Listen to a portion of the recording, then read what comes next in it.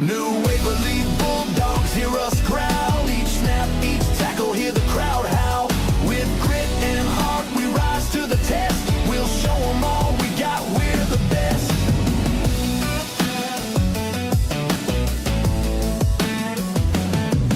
Rob and Matt calling plays on airwaves so clear. Broadcasting our struggle, no room for fear. In the trenches we fight, never backing down. Bulldog spirit in us, we wear the crown. Grit and fire running through our veins. Every down's a battle under heavy rain. Roaring together through each and every stride. Determination leads us, we'll never hide. New Waverly Bulldogs, hear us growl. Each snap, each tackle, hear the crowd howl. With grit and heart, we rise to the test. We'll show them all we got, we're the best.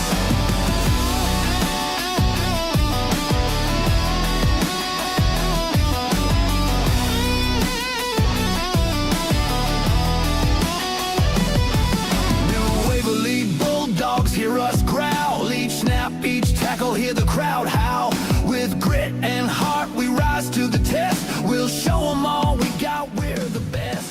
New Waverly Bulldogs, hear us growl, each snap, each tackle, hear the crowd howl. With grit and heart, we rise to the test. We'll show them. Well, all right, Bulldog fans, it's finally here, the start of a brand new season. Tonight, your New Waverly Bulldogs open the year on the road against the Teague Lions. New Waverly, well, we know it may be a small town. It's growing, though. Just under 1,000 folks. There's more of that, though, outside the ETJ. There's nothing small, though, about the fight in these Bulldogs. 33 playoff appearances, one last year, and program history in a community that bleeds maroon and white. This team is built on grit, tradition, and heart. Across the field, the Teague Lions come in representing a district of about 1,200 students, a program known for toughness in Class 3A Division I. They've had their share of success, including last year's win over the Bulldogs and a year right back here at Lions Stadium 2 years ago. They'll look to defend their home turf tonight. But this New Waverly squad is hungry, prepared, they're young, and ready to show that last year was the past. Bulldog Stadium back home holds about 3,500, but tonight we brought a little bit of that energy here on the road. These Bulldogs are determined to prove that heart and determination can outweigh size and speed. So Bulldog Nation, buckle in, whether you're in the stands here in Teague or maybe you're watching or listening back at home. Get loud, stay proud, and let's kick off the season with a statement. It's Bulldogs versus Lions, and tonight, New Waverly is ready to bite first. From the piney woods of the Sam Houston National Forest to the rolling hills, the fertile Blackland prairies, and landmarks in between, wherever you are joining us tonight, this is New Waverly Bulldogs football, where champions take the field. Well, a pleasant good evening, friends, here in the 2025 season. I'm Rob Pipp alongside a new face. Many folks in New Waverly know him, but Matt Register joining us here, welcoming you into the Three Spoons Yogurt countdown to kickoff. Just like a great team, a great treat requires quality and variety. That's what Three Spoons Yogurt brings to the table with their self-serve frozen yogurt and an array of delicious toppings. For a winning combination, visit Three Spoons Yogurt in Huntsville. So, friends, settle in for an East Texas showdown. It's where Bulldogs football is not just a game, it's the heartbeat of our community. Go Bulldogs! And before we get started with Matt, as always, broadcast coverage this season is presented by our friends at Walker County Federal Credit Union. They are your full-service community credit union, serving Walker County since 1957. Well, Matt, we got all that out of the way. Here we are, man. It is football night in East Texas. Good to see you, brother. How have you been, man? I've been good, man. I appreciate the invite and being able to be up here with you. This is exciting, another football season. Well, what happened last year, you hopped on a game with Ed when I was out, and that's what set all this up. See, you should have never hopped on, Matt. So you guys did awesome. In fact, I told Ed, I said, man, I'm just going to step aside, and I'll just let me be fourth off the bench, man. I'll come run a soundboard for you guys. So I appreciate y'all. And Ed, of course, has moved on. I told him he may still be able to join us on a call a couple of times this season to give us some insight. But his son is now back in my old hometown of Georgetown playing for Southwestern. And just wanted to send a special message to Ed out there. Hey, brother, we love you, man. And I know he's making a great recovery, and he is a friend to so many in our community. Oh, absolutely. And he was did wonderful on this. So, but I know Brody is there in Georgetown, and they need the opportunity to go see him play and do good things up there. So we'll miss him, but New Waverly football moves on, right? That's right, brother. Well, I wanted to bring you in and talk. I always like to go over a few questions with the right-hand guy to me. You're that guy. I'm so thankful to have you here, Matt. Last year, some success towards the end of the season. New Waverly wins the last 3 before they get into the playoffs versus a very tough New Diana team. It was a team that a lot of the naysayers were saying the Bulldogs didn't even have a shot. They hung with them, though, for a while. Maybe what's some of the success that we can see from last year carrying over? Granted, we've got a lot of new young talent on this team. We have a very young team, but we do have some veterans here, and the veterans need to show these young guys what it looks like to step up in a big game. That New Diana team was not expecting the game that they got in the playoffs. While they did end up on top, I think New Waverly stepped up in a way nobody expected them to. So if the veterans can show those young guys what that looks like, we're going to do just fine here today. You know, we've mentioned this already, and I know you'll go over more of the details. I appreciate all your great background work on this team. Obviously, you know, you're a dad here. You know this community. Sure. And it's a lot of fun, going to be fun up here, of course, to have you with us. But you got to look at this season. How important, and I know it's football speak, right? We were talking about that. So I'm going to ask you this question. I'm going to say it's football speak because it is football speak. But how important is a win tonight? You know, a lot of teams may play down. I don't mean that disrespectfully. They may say, well, we're going to go play a 2A school and just get some of those wins under our belt. New Waverly, I said, you know what, we're going to go play a tough 3A Division I team. How important is that win tonight if New Waverly can come out here strong against this home turf of Teague? Well, I tell you what, if they get a win, their confidence is going to be through the roof. The main thing that I want them to get out of tonight is to make sure that they understand what it looks like, real competition looks like. You know, we're going to talk about a little later with some of our folks within our district, what their philosophy is about preseason. Ours has always been historically that we do play up. We want to play that tougher team that we're going to see in district. We want to see that big competition, get it in early, and be able to set the tone for the rest of the season and maybe light a candle under some of these guys that maybe aren't performing the way that they can. Well, that's what we hope to see tonight. Well, we're going to play through this. No disrespect for Teague, but we'll play through this. Their school song is going to play here. New Waverly wins tonight if – this is my favorite question to ask because I don't have to answer it. New Waverly wins tonight if what? If our stable of young receivers can get over their nervousness and perform like they did during the scrimmages. If they do that, we win. If our defense can come out and adjust to whatever Teague is doing and show that maturity that is certainly going to come this season, couldn't come faster than tonight. That would be a great time to do it. We're looking forward to this one tonight, friends. We're going to step aside. We'll take a break as we continue on.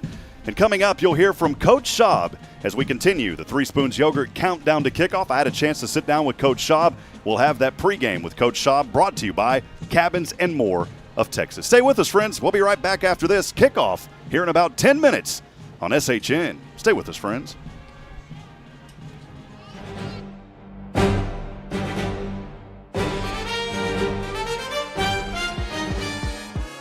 Direct from the driving seat of the Bulldogs, our in-depth talk with head coach Dean Schaub. Leading the conversation, here's Rob Hipp. Well, hey, friends, here we are. It's a whole new season, and Bulldog football is literally here. I'm with head coach Dean Schaub in our Cabins and More of Texas pregame with Coach Schaub. Coach, I've got some notes, but if there was a window, I'd just throw them out because good to see you, my friend. Good to see you. Great to see you. It's been a while. Yes, it has. Yes, it has. Well, tell me, how has the off season been? Tell me what you've been up to, Coach Schaub. I'm looking forward to chatting and just kicking off this new season. Well, we've put in a lot of time. We've had football practice Monday through Thursday the entire summer. They never had a day off. We had probably 90% of our kids here, which is good. Hopefully it pays dividends beginning on tomorrow for our JV game. So, yeah, we've been rocking and rolling. Well, I lied. I'm going to go back to my notes, Coach. Well, hey, I think, going back, looking, you've been leading this program. I know you've been leading this program for a long time. I think officially 2017. Have you been in that head coach position since then? I think so. This is year 9 or 10. It's coming 9, up. Maybe, yeah. 10 is right around the corner. I've asked these same questions, but I got to lead off with this because there's a new group, a new audience, new people that join. Under your leadership, what would you say maybe the identity of Bulldog football has become over these last 9 years or so? I think we've become more disciplined. I think we have, my first year as a head coach, I think we had We finished the first season, we played Anderson Shiro. We finished with 17 kids on varsity. We had 8 on JV. So now we've got almost 90 kids, which is huge. So no, I think our numbers, our discipline, we've had more kids buying in. And my favorite thing is probably as athletic directors, we've got so many kids doing multiple sports. And that's very, very key. So, no, I think participation has really gone up and kids are buying into what we're doing for all sports. You, as a coach, and everyone here in New Waverly knows there's been tremendous growth in this community over these last 10 years. How does that help benefit your program? Oh, I mean, just this facility we're in, the school board approved this. And I think we figured the other day we've got probably 250 kids in a week going in that facility. So last year we never canceled an outside sport because of the indoor. And so it's been kids take great pride in this facility, and I think our numbers have increased, and it's just it's something very, very proud of in this community. Well, I know obviously you have a lot of confidence in your kids year in and year out. You've done an excellent job here, almost a decade now as the head coach. This year, looking back at the scrimmages, maybe your preseason camp, what are some things that really help boost that confidence heading into this new year? Oh, I think we got a lot of reps. You know, we split our JVs up to 2 different scrimmages, and I think most kids got 40 to 50 reps per scrimmage, which is really, really impressive. And no, I think we're really, really ready for this year. We lost some great seniors that shoes we're still trying to fill, but yet we're going to fill them somehow. And we've got young kids stepping up in different areas that I'm very pleased with that. Kind of reflecting on when we do these interviews, we look at the previous week's game. Well, obviously this is week 0. It's the kickoff week. What are some things from last year that you say, hey, I'm really excited this is going to carry over into this year? Yeah, I think I definitely, our kids, we've gotten so much stronger. Our kids we're always telling them, hey, put your shirts on the weight room when girls come in. So they always want to see themselves. And, I think when you're stronger, you're more confident. I think some of our equipment we've got, it's nicer, it's more up to date. So I think kids are going to show up on the field being very, very proud of what they have. I always like to talk about the leadership roles, and you alluded to the kids that are starting to step up now into this new leadership position that were underclassmen, and now you're seeing them step into juniors and seniors. Maybe highlight some of that. Yeah, I think Isaiah Hewling's our center. He's a junior. He's a returning starter. He stepped up in the leadership role. Jackson Hathorn, he stepped up in some areas. I've seen some Braden Nelson. Give a shout out to Braden. He was a JV player last year. He stepped up. He's probably going to get a lot of reps, and so yeah, we've got definitely kids emerging. Which you got to have leadership to be a successful program. It can't just be the coaches. So we're seeing that this year. Well, we'll move ahead and look at today's game versus Teague. This is Teague Road, and here's another one on the road. The last win for New Waverly coming in 2022, but this is a good kind of, I don't want to say preseason, but it is a non-district matchup. It's a good game to really look at and see where your guys are at.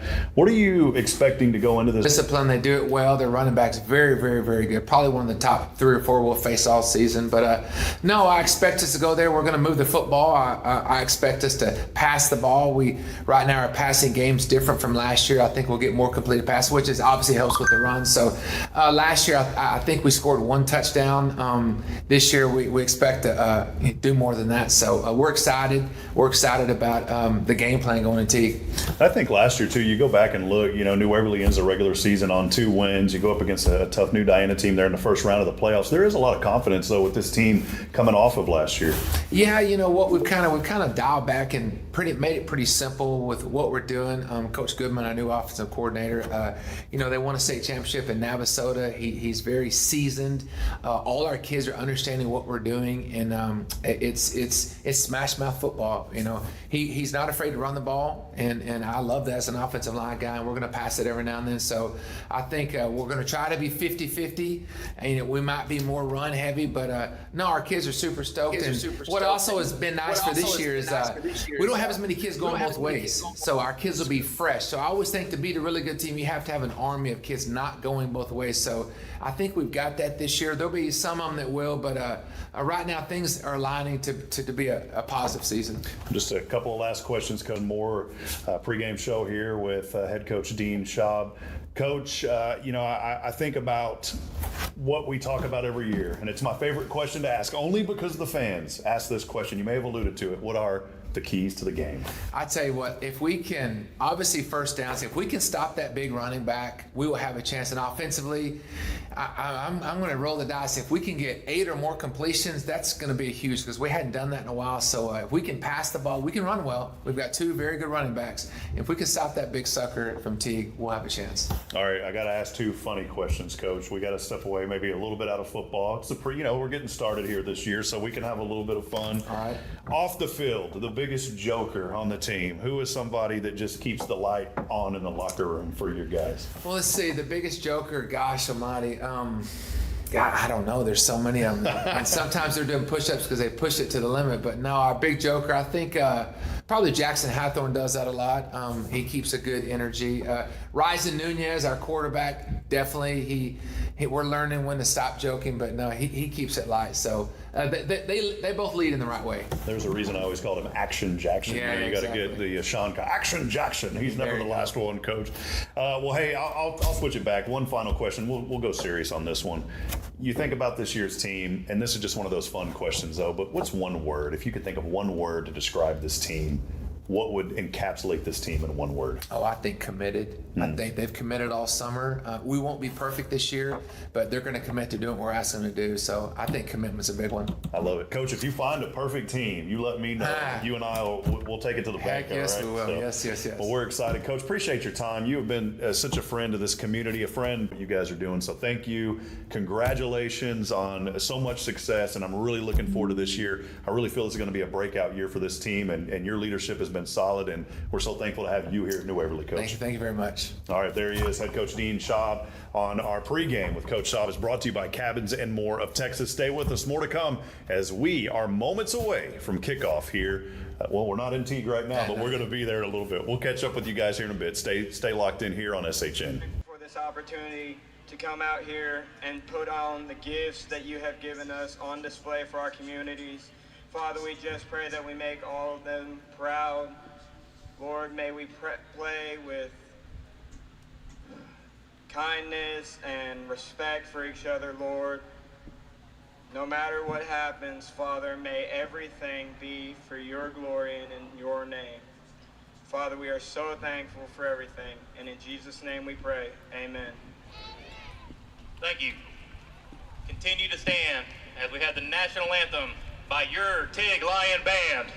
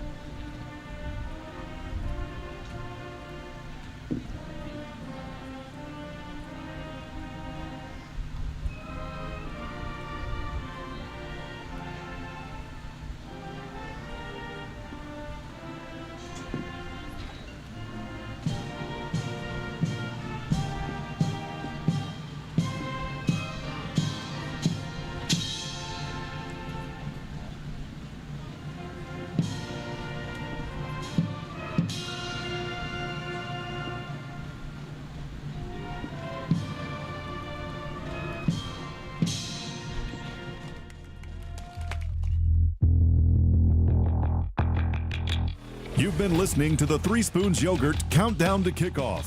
Bulldog football is presented by Walker County Federal Credit Union, your full-service community credit union.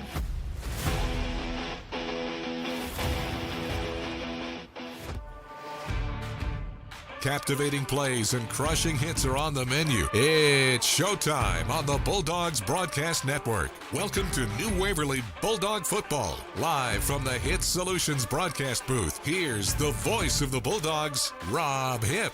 Well, here we are, friends. The team captains making their way onto the field right now. We are ready, locked, and loaded for a great night of high school football here in East Texas. Again, thank y'all for hanging out with us. A joy to be here this season as the New Waverly coaches making their way up to the box here tonight at Lions Stadium. Hey, man, looking forward to this one, Matt. Great intro there and a beautiful rendition of our country's national anthem. And now the team captains standing on that tall orange tee out there at the 50. And a beautiful field, man. This is always one of the best stadiums we go play every year, you know? One of the things that I always want to make sure that I mention is a big thank you to the hospitality from our friends here at Teague tonight.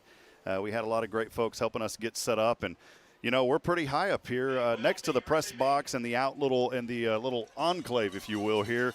And so we appreciate them very much. We're aware that there's just a couple of little glitches going on. It's our first broadcast, and we'll work through those as the season continues. I want to give a shout-out, as always, to Nathan Height, who is helping us out again this year. He makes the drive all the way from Georgetown. And also a friend of ours, Josh, he's going to get mad at me, James Mashi, helping us out tonight as well with camera. And we appreciate him. And so just hang out with us. It's going to be a fun night of football here in Teague, Texas. I did a critical mistake, by the way, Matt. And I don't ever acknowledge a lot of this on the air, but I decided that I was going to reload my computer last night, and all the settings are all jacked up right now. So our volume is kind of doing whatever it wants right now. That's all right. We'll have it figured out by the time the boys get warmed up. Well, here we go. We're about to kick off moments away. New Waverly will kick this from left to right. And we are almost underway, the 2025 football season. From right to left, Trey Sherwin, right toe to leather, a booming kick. This one drops around the 2, and the runner will take it on the left hash across the 10, in between the marks, 20, and finally tripped up as he skips to the loo across the 25. And decent field position starting here for the hometown Teague Lions. Not a bad start, but a good kick. You know, I think we've been seeing that power out of Trey Sherwin over the years, and it looks like he's done a lot in this offseason to increase that leg a little bit more. Well, he's done quite a bit in the offseason. In fact, I think once we get to our field goal game, we may see some pretty exciting stuff out of him. I'm looking forward to seeing how he does the rest of this season. We don't have the down and distance on the board for you tonight, so just listen to us. We'll try to keep it called for you and let you know what's going on here. We are in the Charlie's Used Cars first quarter, 11:54 to go, just underway, 6 seconds in. Quarterback is in the gun. In motion is Bryce Bates. The handoff up the center across the 30, 35, and that's enough for a first down. How about an 11-yard run up the middle to start things for Teague? That may be their spot tonight on the ground game. Yeah, it may be. I know our young linebackers need to step up, and this is a defensive line that has had some injuries. I know we're back from some of those injuries, but we need to get our feet settled and figure this out. That'll bring up first down and 10 after about an 11-yard gain. That ball now on the 38-yard line in between the hash marks. 11:23 just underway here in the Charlie's Used Cars first. Here's a fake handoff. Quarterback steps back over the right arm, extends his arm, and it's incomplete at the 40-yard line. It was a good pass, but Braden Gaunt didn't have enough Gaunt in it on that one, and he was overthrown. It brings up second down. I don't know what that means, by the way, Matt. Enough Gaunt in it. Yeah, sounds like something I don't put know in my that car. it's a word, but it should be a word. Brother, we make them up here. You know, that's how we roll. And again, our defensive line did a good job of penetration there. I'm not sure that wasn't a designed to let them through, but they certainly had penetration into the backfield on that one. So here we go, second down and 10, ball resting on that 38-yard line. There it is. Another little run up the front and a good tackle. Looks like an early stop there coming up for, well. I don't know, number 23, whoever that is. He didn't make the roster, so. We'll get him at halftime. That looks like that might be Otto Wineland. Garrett Winkler, the senior quarterback for Teague, steps out of the pocket just for a moment, or out of the huddle rather. Talks things over with his coaching staff. Zach Linscomb, the head coach here at Teague. Ball is resting on their own 41. Just over a minute gone. No score here in the Charlie's Used Cars first. There's a running back wearing the 2-2. It's Nyland Coaster, the running back, the senior. Low snap here, step back, throw over the right side. This one caught at the 40, trying to trace back to the right sideline, across the 45 and up to the 46-yard line. And it's a pretty good gain there on third, but not enough for a first down. It's going to bring up fourth down and looks like a short 2 here. Yeah, stop short of the first down. Jackson Hathorn had some very good penetration in there. I think it surprised him as quick as he got in there. It's one of my favorite guys to call because I always like to say, "Action Jackson," Matt. So we'll see a lot of action out of Jackson Hathorn this season. It's fourth down and a short 2. No doubt. I'm glad to see him playing this week. I know he had a tender leg. I'm glad to see that he's back. So again, fourth down and 2. Teague going to go for it here. They are kind of in that no man's land. They're confident in their running game. And 17, I don't think he's going to get there. As he lunged forward, it was Braden Leha, the fullback, and Leha only got 1 yard. And how about that? What a stop on defense for the Bulldogs. Big stop and a big confidence booster for this young defense. That is a great way to get things rocking and rolling here. And again, I hate to keep bringing it up, but our friends at Microsoft like to adjust my microphones without my permission, and that's what's going on here, and I cannot keep the volume up. So, unfortunately, we'll have to figure that out. It may be an up-and-down type game as far as audio goes, but we'll do our best here. So that will end in a turnover on downs, and the first possession of the night for the New Waverly Bulldogs. How about this? They will start on the Teague 47-yard line. And here is New Waverly, the start of the 2025 season. We'll get the first look at the offense here. In the gun, Ryzen Nunez. Throw over left side. Oh, it's caught! 15-10, touchdown, Bulldogs! On the first play of the season, coming up for it was Luke Dahl, and there was nothing cute about that play, baby. Nope. That's how to start the season. Wow. First play from scrimmage. How about that 53-yard strike, and the Bulldogs get on the board first. Nice. Well, there you go, Matt. That's what you're talking about, and I hope that video got it, man. I hope it did, too. I know the audio went through, but I think our video's locking up, too, man.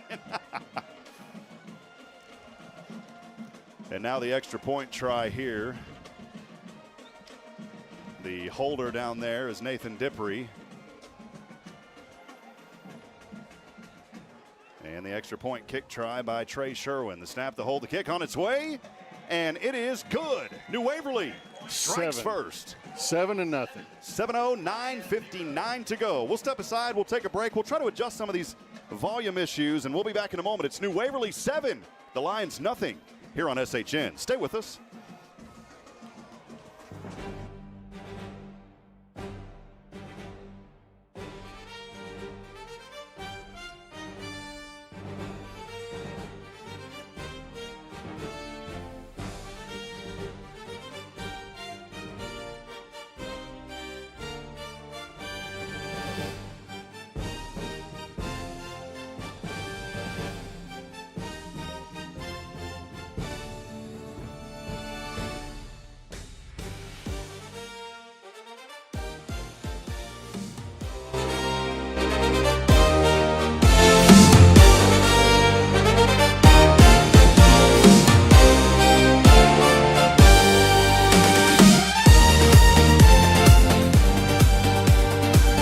All right, welcome back. Moments ago, a 53-yard pass down to Luke Dahl. 7-0, that is your Double Dave's Pizza Works scoring drive recap. Here's the kick across the 20. Flags fly in the backfield, 25-30, 35-40. And the runner still on, flips upside down, and finally it's going to come back from a hold back on the 15. Yeah. Big hold back there. It was Braden Gaunt, though. He's bringing it there on his legs, but that is going to come back. Still give that young man credit. Nice run to get rolling, but unfortunately he had that hole because of the hold. And I'll tell you what, both kickoffs so far have landed right at the 2-yard line. That's a big improvement on Trey Sherwin's leg there from last year.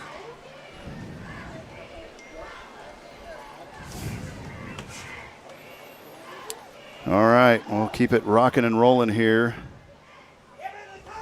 I may have to do a little reload on something, and if our video keeps locking up, we will work on that. I know we've been having some glitches with the video as well, and that's just a a different encoder that we're using.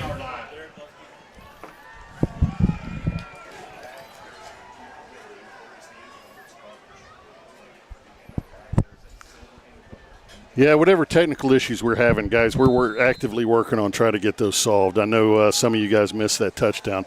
If it makes you feel any better, it was a beautiful touchdown.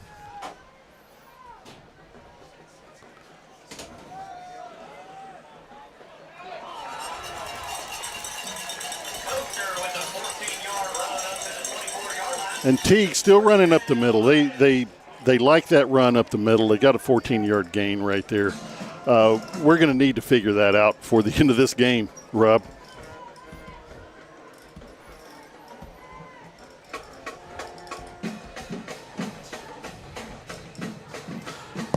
The ball is right there on the 25-yard line. First down for the Lions.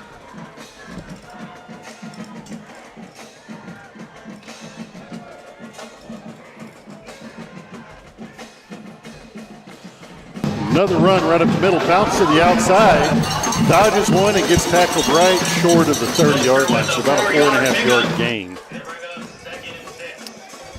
Well, there we go. Hopefully we got the video back. We had to switch our encoder. I always bring extras of everything, so thank y'all for hanging out with us here. And I've only done 2,000 broadcasts before, Matt, so maybe the 2001st is the joy of – I'm exaggerating. 8:23 to go here as we're underway. Second possession here for Teague. This one got underway, on their own 25? And they've managed to just pick up 4, and now we've got a timeout on the field called by New Waverly. We're going to take it with them, so stay with us. We'll be back here in just a moment. It is New Waverly 7, Teague nothing. 8:14 to go here in the Charlie's Used Cars First. We'll be right back after this. Stay with us.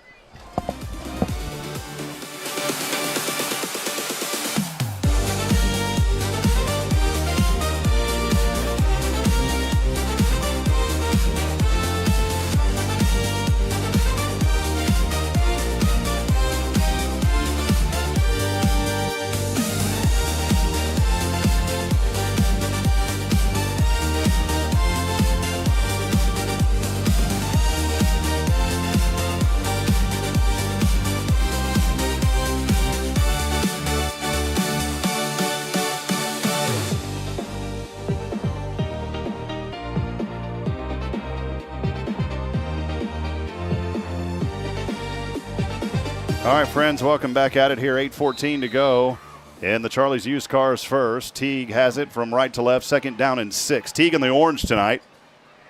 Quarterback Winkler in the gun. He'll hand off to his running back. Guts it up the middle in between the marks. Still on his feet, pushing the Bulldogs forward. A helmet pops off at the end of the play.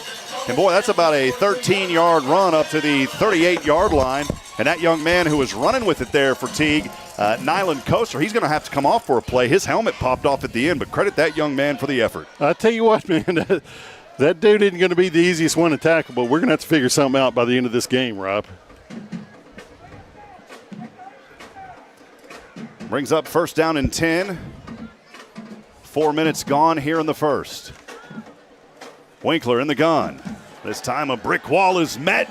And there pushing him back, and a big hit to stop it was action. Jackson Hathorn, he's never the last one, as he'll get a headbutt from Max Tomzak, who brought a tomahawk down there with his team. Feels good to be back, buddy. I miss this, man. You've been waiting all summer for buddy. this. I was helping some friends last night at Alpha Omega Academy, 6-man program there in Huntsville. They were TAP school, went to the state championship. They were the runners-up last year, and that's a whole new brand of football I'm not used to. That's a whole different game is what it is. So, but as those guys were calling, that's their gig. I'm allowing them to do that, and I want them to do that. And so I was just sitting back. I said, I can't wait for Friday, man, to get up here with Matt. So here we go. It's 2nd down and 14 after the loss on the play. Here's a fake handoff. Winkler rotating over to the right. Throws it over his left shoulder. Has a man at the 30. It's caught. 20 and down to the 15-yard line. A big catch and grab. It was Bryce Bates on the play all the way to the 20. My goodness, that mat up here looked like it was about 35 to 40 yards or more. Yeah. That's just one of those. Yeah, I mean, he had us beat. There's not a whole lot we could say about that,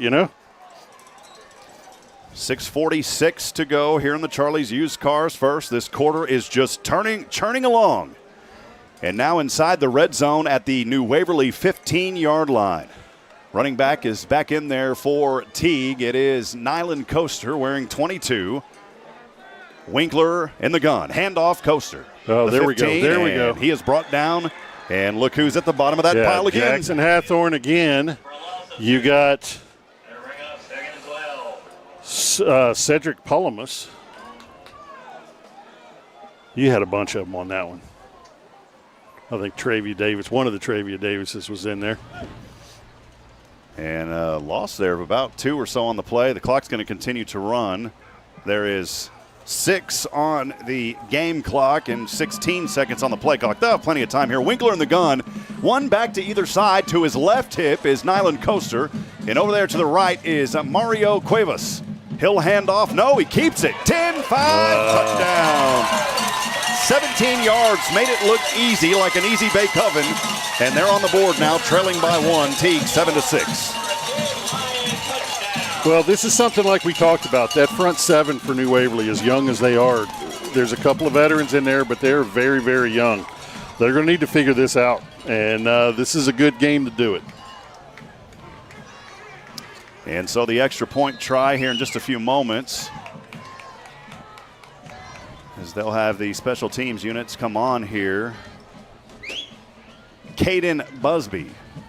Is that right? Trying to look at the numbers here. Some of those numbers, I was about to say that didn't sound right. It's actually Alex Lopez. He's a wide receiver, but also the extra point kick's on the way, and it is good. 7-7, 5:41 to go in the Charlie's Used Cars First. We'll step aside. We'll take a break. More to come on SHN. Stay with us. New Waverly will have it for the second time. We'll see if they can go 2 plays and 2 touchdowns when we come back. Stay with us, please, here on SHN.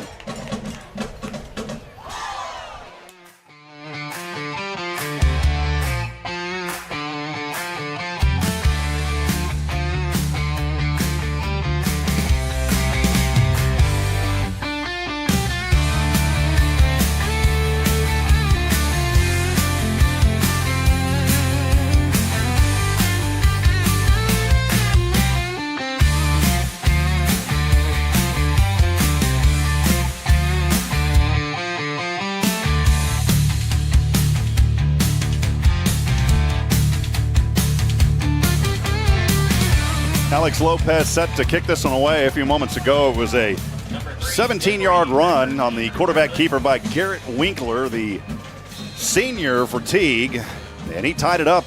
Well, he got 6, and then the tying kick by Lopez on the extra point made it 7-7. Here's a little short onside kick. New Waverly lunges forward, and thank goodness, right there, Johnny on the spot, ready for it. So we end up with good field position, sitting at 42. That was Wesley Brinkley. And, boy, what a dive there to, as you just said, Matt, great observation. Excellent field position here for New Waverly. Please go 2 for 2. That'd be nice. Want to welcome everybody in. Do us a favor. Let us know that you're out there tonight. A lot of people joining us on the YouTube stream and many people texting in. The Bulldog fan text line is back open this season, folks.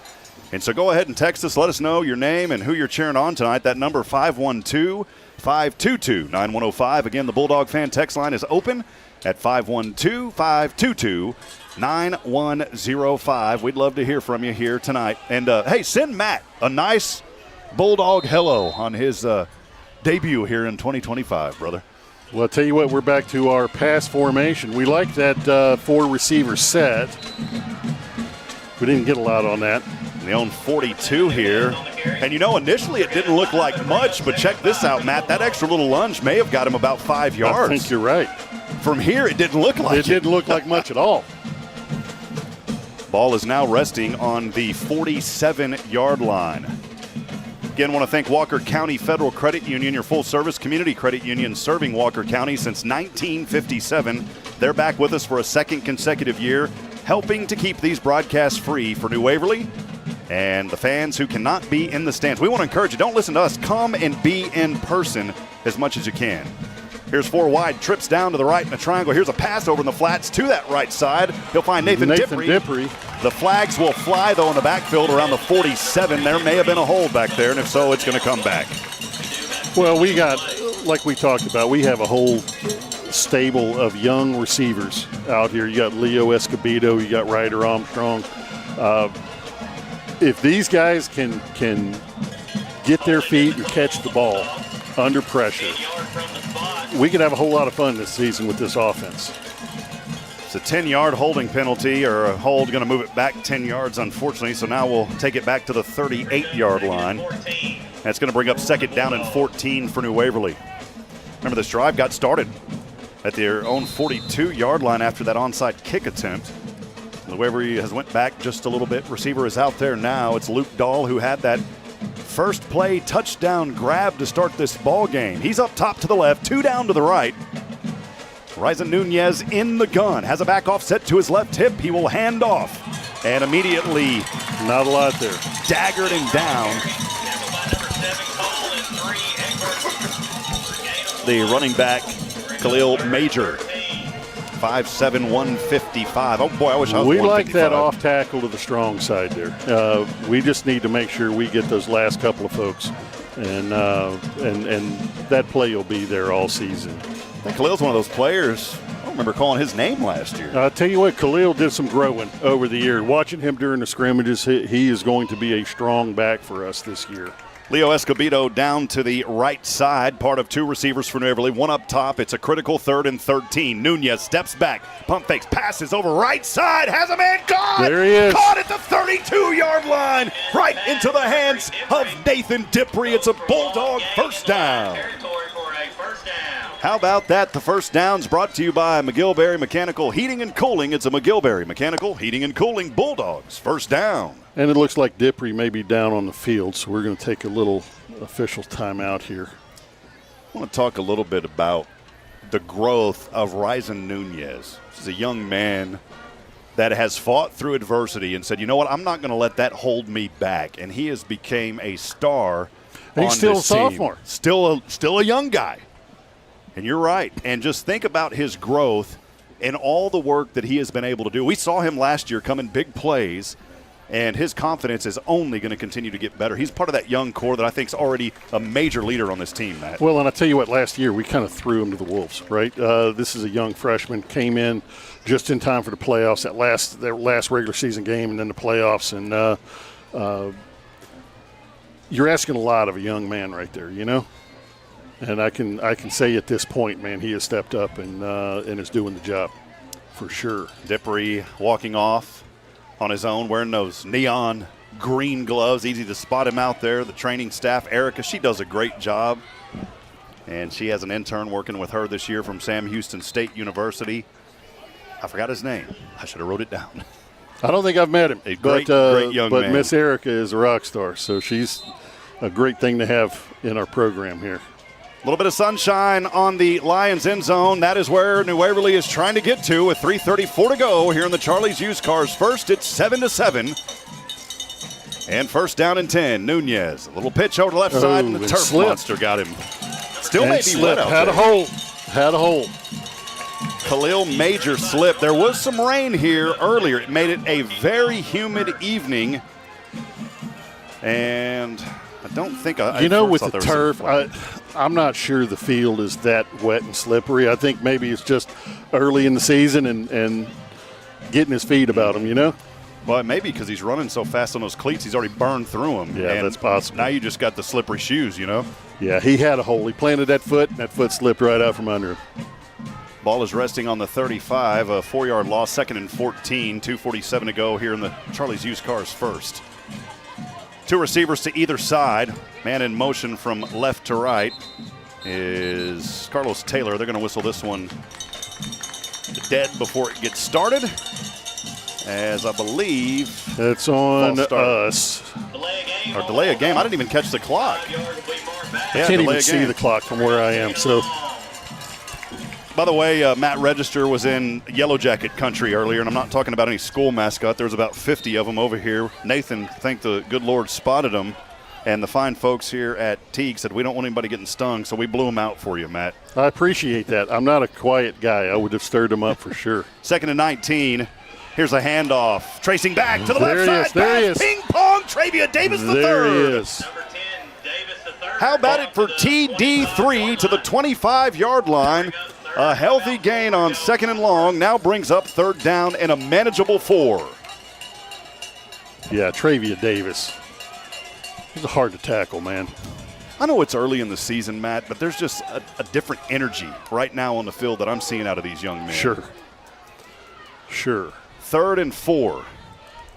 Ryzen Nunez, the sophomore quarterback, leading this team. He hands off to the left side to TD3, and the ball may have popped out. The Teague Lions are saying it did, and I don't think it did. 4th and 2. So 4th and 2. 4th You're on and the 2. 25. That's about a 32-yard. No, that's a 42-yard field goal from here. I tell you what, I have seen Trey Sherwin kick it from the 40. Where are we at? No, it's not on the 25. They've got it marked wrong on there. It's a 23, so you're looking at 40. And we'll see what New Waverly decides. They're going to line up, I think, to go for it here on 4th and a short 2. So what do you do here, Matt? You got your battering ram right there in TD3. He's going to be to the left hip of Ryzen Nunez, the quarterback. Ball is on the left hash. I think we power through, man. Here we go. Handoff, TD3, right side, trying to push forward. Come on. And he may have just got a few inches. Yeah, he didn't get it. He's short. Hey, you know what, though? 4th and 2, I like that call. Well, especially on that side of the field. It's not like we can it's kind of one of those areas, right? It's too close to the goal line to punt. It's far enough you're concerned about a field goal. Our clock up here has went berserk, and it's showing that we have 88 points. The ball's on the 88. It's 8th quarter, 8 down and 88 with 8:88 to go in the ballgame. Well, I'll take the 88-7. I'll take the 88-7. For some reason, I don't think that's correct. We maybe could play 6-man rules and just call it a game and, Yeah, and that's mercy right. rule after the first quarter. That's it. So Malfunction. turnover on down. It's going to take it now to the 3rd possession. Teague will regain it here. They're going to have it from their own. What does that look like? 23. 23. We're good. On 23, we got the we're good with 109 back on the clock. That's where it should be. 109 in the Charlie's Used Cars 2nd quarter as Garrett Winkler back in the gun here. Handoff goes to his running back to the left side, finds a gap up to the 29-yard line. Call that 7. Gain of 7. Yeah, I think so. Yeah, right at 7. They're going to put it right there just in front of the 20, just in front of the 30 at the 29. Good run on that play, by the way. We've seen him. Nyland Coaster has been coasting so far in this ball game. I tell you what, he's a strong back. He doesn't quit. That second effort gains him several yards on every single play he does. We got to find a way to get him to the ground and get him on the ground early. Coaster right there behind Winkler on the left hash mark. 2nd and 3 from right to left. We're all tied, 7 apiece, 30 seconds here. And the Charlie's Used Cars first. All right. Coaster, this time just a short, couple. just a yard short. Got it up to the 32, and that's going to bring up 3rd down and 1. Right here, I mean, you're in 2-down territory. Running onto the field is Jaden Brown, the wide receiver. Coming off the field is Landon Evans, the tight end. Winkler looks over to his coach there, to Coach Linscomb on the left side. Actually, it wasn't Linscomb. And that'll take us down to the end of the Charlie's Used Cars first quarter. Your score, 7-7. We'll take a break. We'll be right back after this. Stay with us.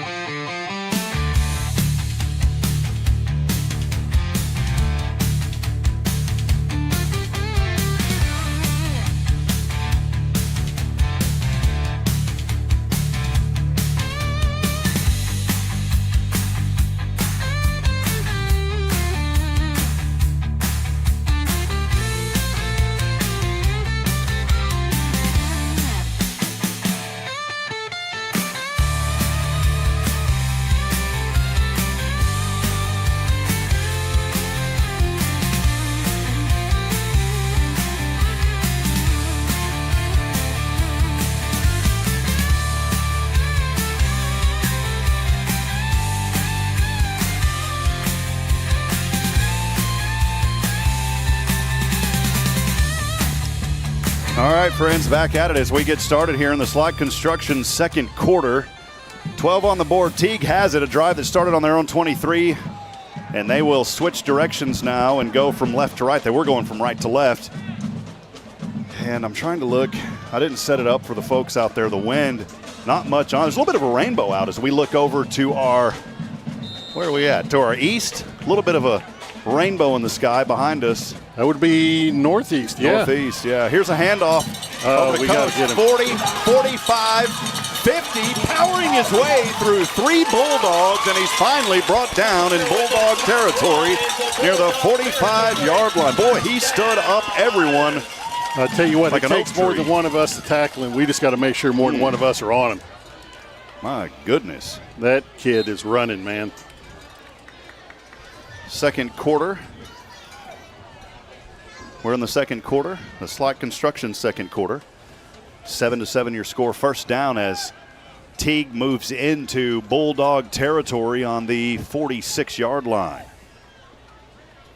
Winkler from left to right. The handoff to his back. Flags will fly as Mario Cuevas lunges forward, but this one's probably going to come back on a hold. Yeah, and I tell you what, I think all our front seven had a hand in that one. Hey, a lot of friends joining us. Pineapple Roblox joining. How about that name? You're a Roblox guy, man? I'm going to take you as a guy that plays Roblox.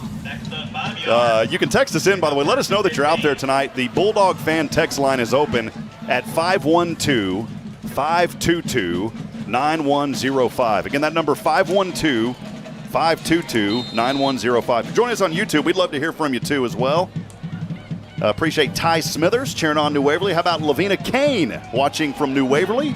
Jameson Greer out there, and also Azaria. Welcome to all of you here on 1st and 16. And here he goes again, just pushing through the Bulldogs. Well, like I said, we got our whole defense in on that one. And this is a new. That wasn't even. That was Mario Cuevas. That wasn't even Coast. So you've got 2 big guys down here that can really run this ball. We've seen it from Nylan Coaster, and now we're seeing it from Mario Cuevas. He's only a junior. Yeah. 7-7, 10:37 to go here in the Slot Construction second quarter. From the 11, from the 47, second and 11. Winkler rolls over to the left. Plenty of room here, throws. This one caught at the 35-30. And the ankle tackle after a gain, a little bit of yards after the catch by Braden Gaunt, as he'll pick up about 15 or maybe 14 on the play and to the 30-yard line. Gage Rullo in on that tackle. So Gaunt, after that reception, will run over to the sideline here. He'll get a pat on the back from his coach. And this is a very good drive here for Teague. Their third of the night, tied up at 7 apiece. 2 receivers down to the right. You can see it on your video screen. Winkler in the gun, and now they'll shift things over to the left. Braden Leha, the fullback. Winkler going to keep it here. Good block back there. Winkler still on his feet, tight-roping 10, and he's brought out of bounds inside the 10-yard line, but there is a flag in the backfield. This one's probably coming home. I'll tell you what, that lead blocker took he made 3 blocks on that play. That's the way to play for that lead running back. And on that designed keeper. Holding is the call on the lines. I wonder if it's going to be on, if they say the name, it was 50-something. But I'm going to tell you from up here, when I saw that young man blocking, at first I thought, well, he's going to grab him. He didn't. Nope. There was somebody else that must have got the hole because that young man was very disciplined for that Teague team. Yeah. I thought for sure he was going to reach, grab his jersey. Nope. No, he did what he had to do. Blocked one, moved to the next, moved to the next. Mm-hmm. Running back up top is Bryce Bates. Or beg your pardon, wide receiver up top, part of a 2-receiver package to the left. One back to either side of Winkler. Here's a low snap, handoff in the backfield. And stopped. And this time, nowhere to go for Braden Leha. That was Jackson Hathorn in the bottom of that pile. Called his name quite a bit to begin. And that one was read like a preschool picture book by the Bulldog defense. They said, we're not going to fall for this one.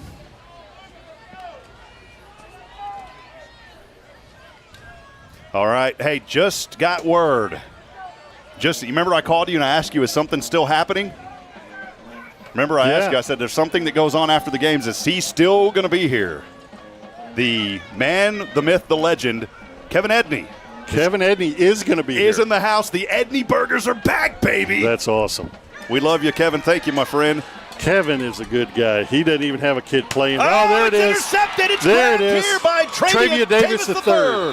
How about that to the 40-yard line? It was popped up in the air, and TD3 said, "You see me, baby." Yeah. Where the Bulldogs will take over. There you go. Here's the defense again. The momentum clearly with Teague, and then all of a sudden here's a forced turnover.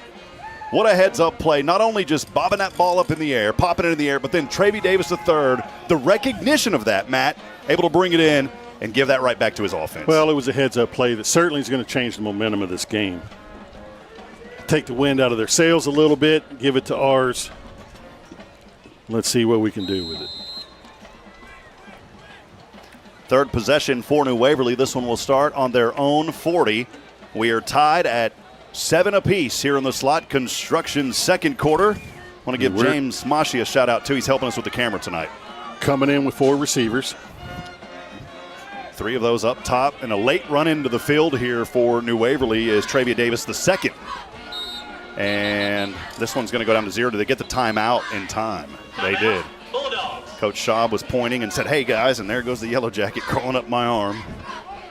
And thankfully it's not a red wasp. Yeah, we got a couple of stray yellow jackets still trying to find their house. They don't realize we've destroyed it. Well, hey, I wanted to keep it here. A lot of times we'll take a break with the timeout. Want to thank some of our sponsors. And, a lot of great people, Matt, helping to make these broadcasts possible, including 3 Spoons Yogurt, where Bulldog fans come to chill. About Cabins and More of Texas. Find your perfect space with Cabins and More of Texas. Visit CAMOTX.com today. Nelson Amaya's Collision Center, where honest work meets community focus, keeping Walker County safe and smiling since 1999. Had to use Nelson Amaya's Collision Center, unfortunately, when a deer decided to hit me a few months ago. And he took great care of me and my F-150 steel roll. I was up in Fargo, man. They're big on the Dodge Ram. And I don't have anything against Dodge, but what do you drive? I drive a Chevy. Okay, that's all right. So we're Ford and Chevy country. See, I was going to make sure you didn't say Dodge. Although I own a Ford as well. My son drives a Ford, so. First down and 10 here for New Waverly after that interception by Travia Davis III just moments ago. And the Bulldogs have it on their own 40. 8:37 to go. Tied. Here comes the run. Nunez is slammed down. A sack.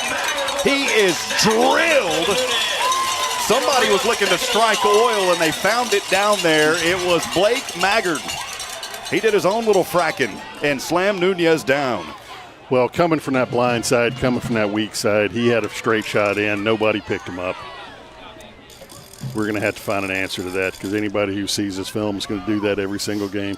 There's an 8-yard loss on the play. Brings up second down and 18. That ball will go all the way back to the 32-yard line. We're tied up 7 apiece. Just under 8 minutes to go here in the slot construction second. Nunez in the gun, 1 back offset to his left hip. He'll drop back 3 steps, looks to pass right side, up high in the air. It is intercepted. Yes, it was. Tough break, but a good job there by Jaden Brown, who went uptown and grabbed that ball out of the sky. And turnover will go right back to Teague. The momentum train keeps going back and forth. We've got an amusement park going on tonight. We'll go ahead and keep things right here on the possession change. Again, that was Jaden Brown, I believe, with the INT. 4th possession of the night coming up here for Teague. And they will start this right at dead center at the 50-yard line. We'll get to some of those texts coming in here in just a few moments. Dory Watto joining us. How about that? Dory is on with us tonight, sending in a text. She sent us a picture of us. And we appreciate Dory Watto. Thank you. Ed Watto also joining. And some others as well. I'll get to those here in a few moments. And another run right up the middle. Looks like we found an answer to that, though. How about that for New Waverly this time?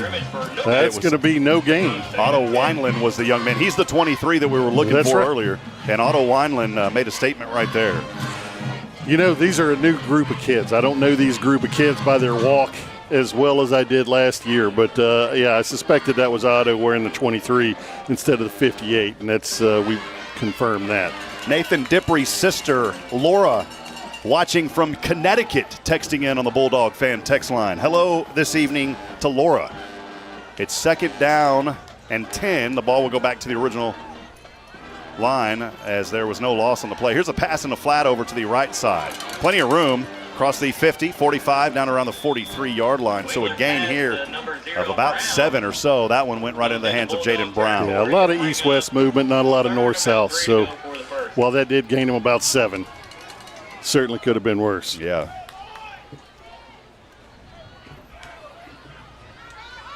Again, that fan text line open. Thank you to the family there, Nathan Dippery's sister Laura, for joining us. You can text us as well to 512-522-9105. That phone line will be open all season long. Again, 512-522-9105. 3rd down and 3. Critical 3rd down right here for the Bulldog defense. Winkler in the gun. Running back behind him. The pass goes to that running back, and he met a brick wall. Nothing. Beautiful. The kennel was closed. We're not going to allow entry to Travion Davis, 2. Bring up 4th and 2. First helmet on him. And I think you're right, Matt. They're finally starting to see, here's how we're going to slow this powerful running game of Teague down a little bit. This is a Teague team that has had the Bulldogs number the last 2 seasons, 2 years ago, right back here in this stadium, and then at our house a year ago. Well, I tell you what, if they can shut down that run up the middle. 4th down and a short 2. They're going to get the first down. Barely. Not by a lot. They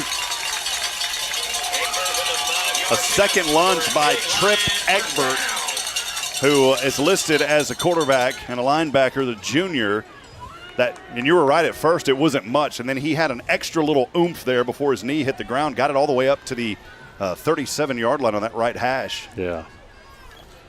I tell you what, these Teague running backs, they certainly have a second effort, don't they? Yes, they do.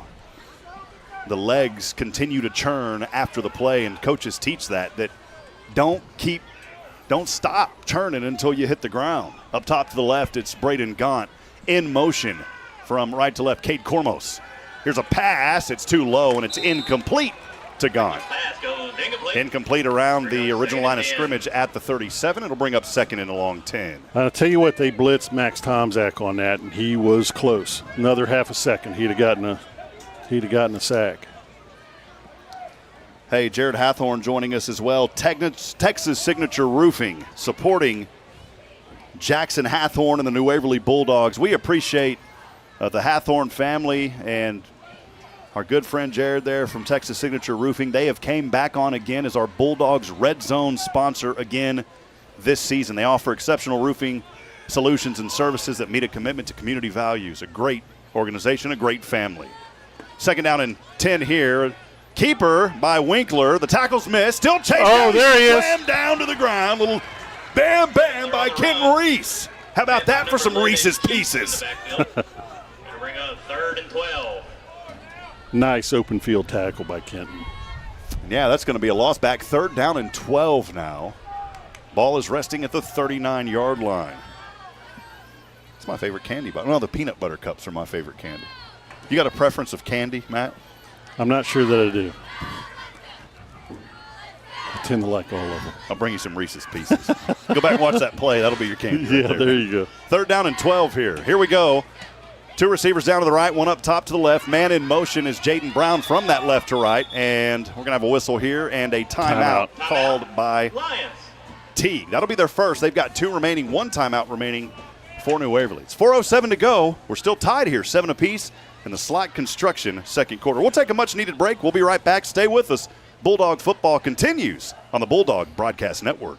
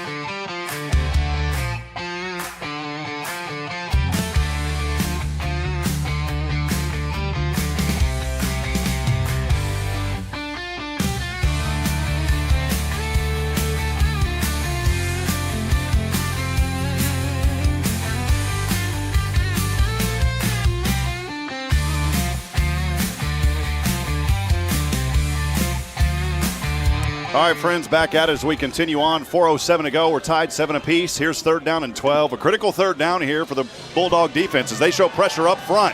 Winkler trying to avoid it. Flags fly in the background. Winkler will throw this one away. And here's a critical spot. More than likely, it's going to be a hold in the backfield. Your 3rd down and 12. You throw it incomplete. I think at this point you do not accept this penalty, do you? You say decline it. Your 4th down and 12. Yeah. We'll see what it's going to happen. We'll see what happens. Not our call, but we'll see. I mean, although you do go well. Hold on. No, one, I'm not a coach. These guys do a phenomenal job coaching this team. And me, I'm up here thinking, well, I think, did they decline it? I think they did. I think they did. Because it for a moment almost changed my own opinion. I can't ever agree with myself. Matt, you'll learn that. I was thinking, well, maybe your defense has been playing pretty solid. Maybe you go ahead and accept it. I mean, it's a good position to be in either way. Then it's right? 3rd and 22. But we got 4th and 12 right here and a big down for New Waverly. I would expect a pooch punt here. That's what they're going to do. They're going to go back for the punt here. And this will be the first punt of the night, by the way. Alex Lopez about to punt this one away. And a low snap and a flag and a false start's going to bring up an extra 5. Now it'll be 4th down and 17.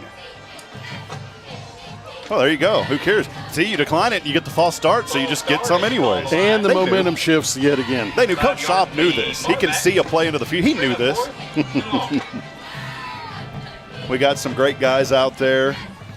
I mentioned Coach Schaub, the assistant coaches. Patrick Goodman, the offensive coordinator this year now. He's also the basketball coach.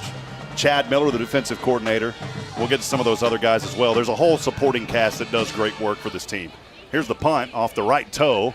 Nobody's going to be there for New Waverly, and it will take a Teague line bounce out of bounds. Boy, I thought it went out about the 23. They're going to say, I saw orange over there, brother. Yeah.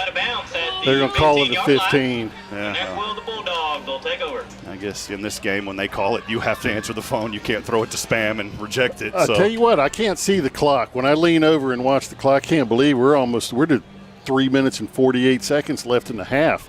This has been a fun game.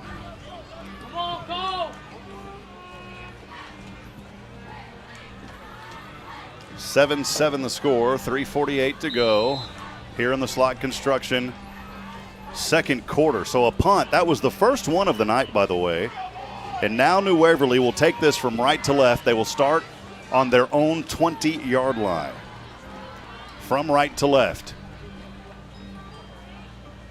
Jace Card is in there as quarterback. Card will keep it. Is this right? He will keep it. I don't think that was the design play, but there's not a lot of room there for him. Jace Card, a name I'm not familiar with, the defensive back. He's a junior on this team at 5'8", wearing number 12. You also have out there Luke Dahl down to the left, who had that opening touchdown reception up top to the right. Leo Escobedo, one of my favorite names to say on this team. There's a great young man down there. And also the neon green gloves of Nathan Dippery. Now they're going to come down. Escobedo and Dippery will come down to the left side, and Luke Dahl will go up top to the right. Part of 3 receivers, 2 down, 1 up top there to the right side.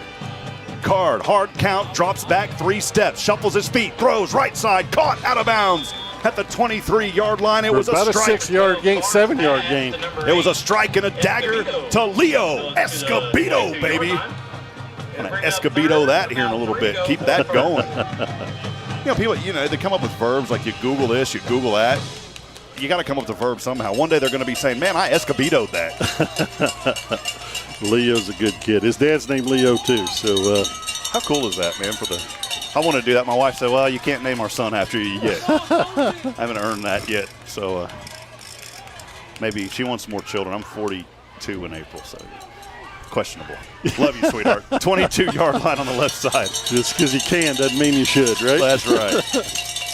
Here's a handoff. How about that block? Nice. And a lunge forward across the 25 to around the 27-yard line. Travia Davis III, and that will be a McGilberry Mechanical Heating and Cooling first down for the Bulldogs.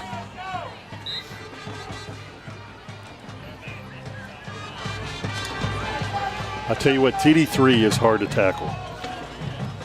Through this game and both of the scrimmages, man, it takes more than one guy to tackle him. Card remains out there as the quarterback for New Waverly. And here is a handoff on that left side, a short gain, a hard-fought gain of about 2. There again by Travia Davis III. Trying to see if Ryzen Nunez is back there, if they're working on him or what's going on, because I'm surprised that he is not out there right now. I didn't see him get banged up or anything. No, they were giving he's Jace Card quite a few reps during the scrimmages. Yeah, Nunez is over there on the sideline. He's okay. That is just a great family, by the way. Got to know them a little bit, his family. And we've got a timeout here called by... Timeout. Teague. By Teague. Am I saying that wrong, or is that just a joke? I think we all say that right. I certainly think they say that wrong. So I've asked people here, and I've had people from this town. And if you're listening from Teague and I'm saying it wrong, I apologize. But your own people have told me Teague, and other people have said Tig. I'm not sure I am sorry. That's the right way to say it. So, hey, I do want to say, though, we'll stay here on this timeout. I sincerely, this is one of my favorite venues to come to, and it's been such a great series over the years with the Lions. The folks here are very hospitable. The folks in the press box, there's a pastor up here of a local church that runs the clock. He is an excellent young man. He's not even over this, and he always asks me, if there's anything you need, you let me know. I've got the contacts to help you. And I just love that. They've got a great venue here in Teague, Texas. And it's only a nice, hour, for us, about an hour and 30-minute drive from New Waverly, not too far. It's not bad at all. So, all right, here we go, Matt. 2nd down and 8 for New Waverly from their own 28. And Pressure we got the coming. blitz, picked it up. And Card will throw. His intended receiver was at the 39. Already on his knees down there was Nathan Dippry, and it's incomplete. Bring up 3rd down. So a critical 3rd down right here. We need to move we got to move the chains. I know things have kind of stalled. There was some momentum for both teams here to start this ball game, and then, boy, these last 8 or 9 minutes, especially through the 2nd quarter. As the clock winds down, we're down to 1:55 left in the half.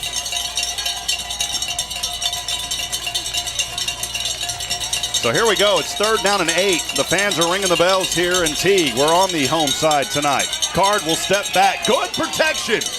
Has room to pass. It's incomplete at the 35. Boy, it was right there to Kenton Reese. I beg your pardon, to TD3. And he turned the corner just a little too fast. He doesn't make that mistake often. In and out of his hands. He was ready to go, man. I wish he wishes he had that one back. That would have been probably another 20. Easy. Yakety yak after the catch. And instead, New Waverly going to have to punt this one away. Yeah, we're lining up in punt formation. One back to receive is Bryce Bates, the wide receiver for Teague, and at the Nathan Dippry is the punter. 15, call it the 16-yard line. There's Nathan Dippry in the green gloves on the right side of your screen. He will punt. Barely gets this one away. Almost had that thing knocked out of the air. Takes a nice Bulldog growling roll across the 45 and out of bounds around the 42-yard line. We'll take a break here. We'll be back in a moment as Teague takes the ball back over for the 5th time tonight. Your score 7-7, 1:39 to go here in the Slide Construction 2nd. We'll be right back after this. Stay with us.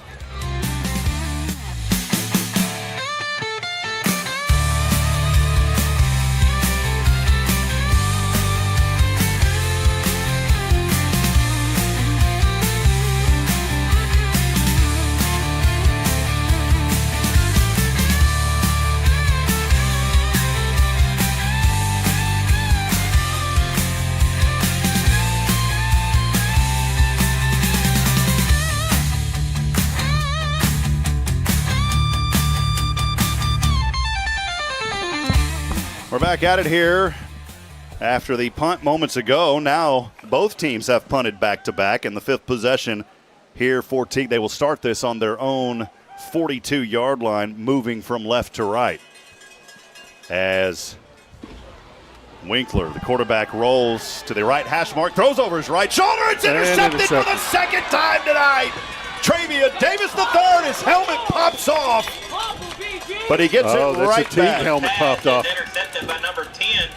It's a Teague helmet popped off. Yeah, boy, that thing. He took a lick, though. Timex out there. That young man took the. You don't ever hear that anymore. Take a lick. What does it take? Take a licking and keep on ticking. Yeah. Tell you what, man, I take a lick and I'm done ticking. It takes me a week to recover, man. Yeah, no doubt. How about that, though? The second interception of the afternoon now for New Waverly, and it comes off the hands again of Travius Davis III. We've been talking about him tonight so far numerous times. No, he's had a good game. We got 1:30 left in the half. So New Waverly will have this on their own 47-yard line, moving from right to left. As you just heard Matt say, 1:30 to go, 7-7 here in the Slot Construction second quarter. We're in that forward receiver set. We have the ability to move the ball and move it quickly. Nunez back in there as the quarterback, by the way. We saw Card out there the last series. Has a running back offset to his right hip. That's Khalil Major. Looking for the pass, drops back 2 steps. Throws over his right shoulder.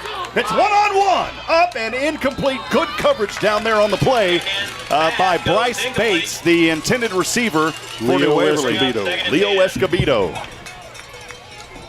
That was great, though. Well, look at that arm. That's what I noticed last year about Nunez. As a freshman, the arm, just a skyrocketing type arm. But I tell you what, look at the protection he has. This is not a kid that's getting hurried every play. The offensive line has found their rhythm, and they're giving him the time. That's important, allowing him to shuffle his feet, to move, for his receivers to find some common ground, try to get open. And now 4 receivers again here, 2 to either side. 2nd down and 10. Handoff, and a meta brick wall there was Khalil Major. Nowhere to go. And in fact, a loss of 2 on the play. 51, Eli Gilbert for a 2-yard loss. And we've got a whistle, and looks like another timeout here on the field. We're going to take it with them. The second to last timeout call by the Lions. Let's take a break. We'll be back in a moment. Stay with us. This is New Waverly Bulldog football. Opening night here in 2025. We'll be right back after this. Hello, New Waverly Bulldogs football fans. Looking to beat the heat? Three Spoons Yogurt in Huntsville has got you covered. Located at 1524 11th Street in Huntsville, Three Spoons Yogurt is the proud supporter of your very own New Waverly Bulldogs. With a mouth-watering selection of flavors and a rainbow of toppings, Three Spoons Yogurt offers the perfect treat for any Bulldogs fan. Don't miss out on any of the frosty fun. Follow them on Facebook at Three Spoons Yogurt Huntsville TX for all the latest scoop. So when you're craving something cool, remember, the only thing cooler than the yogurt at Three Spoons is being a New Waverly Bulldogs fan.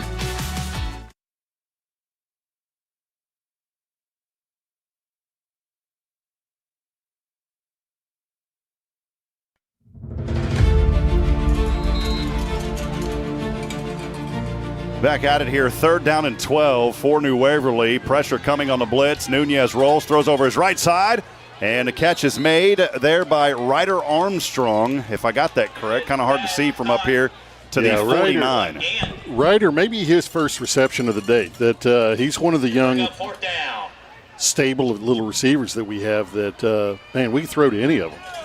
Well, here's where we're set up with right now. You're facing about a 4th down and 6, it looks like, from up here in the Hit Solutions broadcast booth. 7-7 your score. And New Waverly defense is playing pretty solid. So you wonder here, if they don't punt this, would it be a pooch punt, or are they going to go for it? They're kind of in that no man's land. You go for it. You try to get on the board again before the half and go in as a trips and a triangle to the left. Nunez drops back, throws right side, bounces up. It's incomplete. And great defense down there, taking a push up is Jaden Cole, and he deserves that because he did a great job. Yeah. You know, you roll the dice. Sometimes you win, sometimes you lose. That now we got to hold him for a minute, 58 seconds, and walk in and live to fight another day. I've always, when we broadcast for our team, obviously we're going to be about 70-30, just letting folks know. But I've also always been so respectful of the other team. And as much as you don't want to say, you got to give the kid credit. He did what he had to do, knocked that ball down. And that is a athletic play that could be a momentum changer. It is right now for certain. No doubt. And they got 58 seconds to capitalize on it. Now it's going to be the Bulldog defense to show their prowess. They've showed it all game so far with 2 interceptions from Travius Davis III. Be nice if he got his 3rd on this possession. Winkler will hand off And here's the running back as he finds room across the 40 down to the 45-yard line. And it's the big man that we've been calling tonight, Nyland Coaster, and made it look simple there to the 36. Well, he is a hard man to tackle. He's a bowling ball. And, we've had his number over the last quarter and a half. Bryce Bates, part of two receivers up top to the left, nobody down, one back to either side of Winkler. Right back to him. Coaster bouncing around, this time nowhere to go as he falls to the ground. And how about that on the play as Colin Namkin making a nam for himself down there. Yeah, I'm telling you, and we're all the way down to 30 seconds. Timeout, Lions. Lions will take their final timeout. We're going to stay right here. I like what I'm seeing, though. You came into this game, and Matt, I think you had some numbers that you showed me earlier about how many sophomores we had on this team, and there's a handful of them, and they have played very well tonight. Oh, no doubt. Doing what they have to do in this opening game. We still got a lot of football left, but when you showed me that, I said, man, I didn't even realize that. No, we have a very, very young team. We're sitting on a 35-man roster of 8 seniors, 20 juniors, and 7 sophomores. That is a very, very young team compared to 14 seniors, 11 juniors, 9 sophomores for Teague. So standing toe-to-toe with them, there's a lot more years on that Teague sideline than there is on the New Waverly sideline. Well, Teague will break out here out of the huddle, and their final timeout was burned just moments ago. It's 2nd down and 9 from left to right. 30 seconds to go here in the slide construction second. We're all tied 7 apiece. Winkler will stand in the gun, running back offset to his right hip, man in motion from left to right. That'll bring 2 receivers down to the right. Fake the handoff to Coaster, pass over right side, man wide open, incomplete at the 20. He had him right there, and Bryce Bates wasn't able to haul it in, and unfortunately he may have taken a wrong leap, and that young man's ankle, he was hopping. Yeah, he's hopping off. Tough break there for that young man. Very tough athlete on this team. It'll bring up 3rd down for the Lions. And that may have been the reason that ball wasn't in his hands. I mean, he was wide open. Yeah, that may be cramps. Coach is down there stretching him. And you know what happened? I think, are they just going to – there was a penalty on that play. I did not see any laundry down there. I didn't either. I certainly didn't see the penalty. And whatever it was, it's going to be a 10. There must have been a hold because they brought it back 10. Yeah. The hold's going to bring him back to the 45-yard line. So we got 2nd down, 25 seconds on the clock. 2nd and 20. From the 45 on the left hash mark, just there on the right side of the tee. From left to right, Winkler. Low snap, drops back 5, 6, 7 steps, now rotates to the right. Pass right side, and it is incomplete. He was being chased from behind by Matt Tomzak. It was not incomplete. It was completed there to number 6. 13 to go for the first. Oh, yikes. I didn't see that. 4-yard gain. I thought he was throwing it away. There was a little short receiver there. Hidden by the sideline players.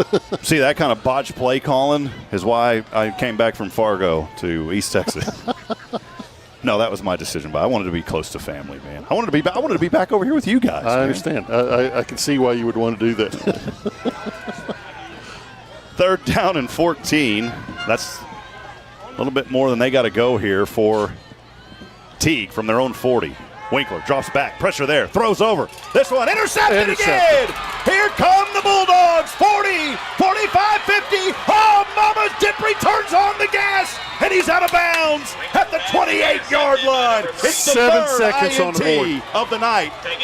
And you're right, with 7 seconds, lucky 7, baby, here in the second. Oh, Mama, what a play. That is how you go in for halftime. And, I mean, you got 1 timeout remaining, 7 seconds. You could go for a quick pass, I think, in this situation. Very quick pass, but you got to get out of bounds, or you get Nunez out there to throw that rocket and just throw it up and have just somebody throw it hold up it and see what happens. Because from right here, you're looking at 31 plus 17. My math is bad, but that's a long field goal. Yeah. Was that 50-something? I'm telling you, I have seen Trey Sherwin kick from the 40-yard line. And that's a 48-yard attempt if they would do that. They're not going to do that, though. So here we go. Nunez is in there as the quarterback. 2 receivers down to the left. 2 up top to the right. Expect the pass here. Nunez drops back 2 steps, passes over left side, up in the air. This one is caught! Wait a minute, incomplete at the last moment. With 1 second remaining. Time for one more play. I tell you what, look at the protection on that play. He had 6 seconds. Oh, he was close. Not bad. And again, as I said, you're going to have a 48-yard field goal attempt from here. I don't know if New Waverly I don't know where the wind is. There's no wind. Well, there's the flag over there. I think the wind is kind of blowing towards you. If there's any. It's not much, but you can kind of see that Old Glory just whipping a little bit towards us. No field goal. Here we go. This is it for the half. I would expect it to go into the end zone. 4 receivers, trips to the left, 1 up top. Nunez drops back, throws over right side. His time expires. It is up. It is incomplete, and we'll go to the locker room tied at 7 apiece. Not a bad start for New Waverly. Not a bad start at all for New Waverly. And that'll wrap up the slot construction second quarter, as again, it's all tied up here tonight in Teague, Texas. And again, like we said, that was just the defense was awesome in that first half, Matt. Couldn't ask for a better first half as far as that goes. No, they very quickly after that first defense, that first possession by Teague, they figured it out, man. They had some things to adjust. They adjusted. They stepped up, and nobody could ask anything else of them right now. You know, those young receivers have stepped up. They're catching balls all over the field. Man, it's shaping up to look like it's going to be a fun season.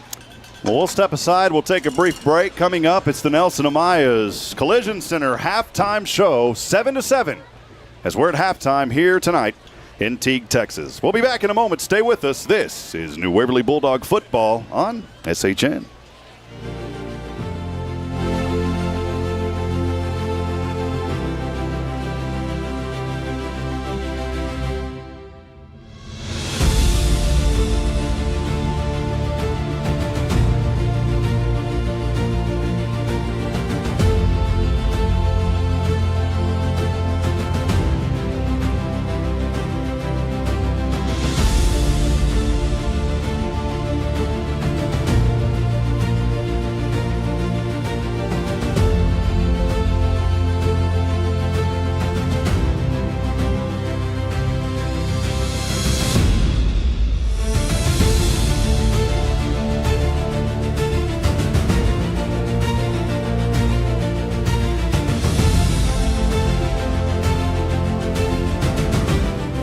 New Waverly Bulldog fans, need more space for your growing trophy collection, or maybe a little spot to relax after the game? Or maybe you need a shelter for farm animals or your RV? Look no further than Cabins and More of Texas. We offer the highest quality portable cabins, sheds, barns, steel structures, and more, all manufactured by the most respected names in the business. Perfect for storing football gear, setting up a fan or a man cave, protecting outdoor toys or equipment, and so much more. Worried about cost? Well, don't be. We offer flexible payment options, including financing with approved credit and no credit check, rent to own. You can even get pre-qualified in just a few minutes without affecting your credit. Find Cabins and More of Texas in Riverside across from Talent's Barbecue and in Carthage in the HEB Shopping Center. That's Cabins and More of Texas online at CAMOTX.com.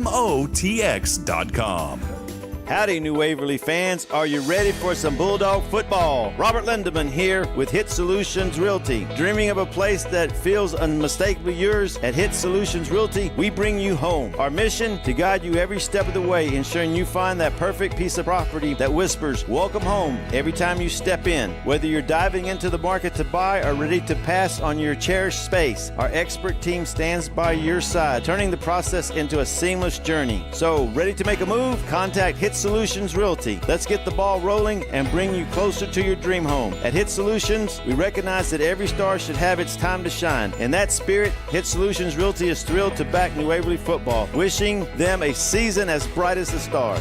For more information, visit HITTSS.com.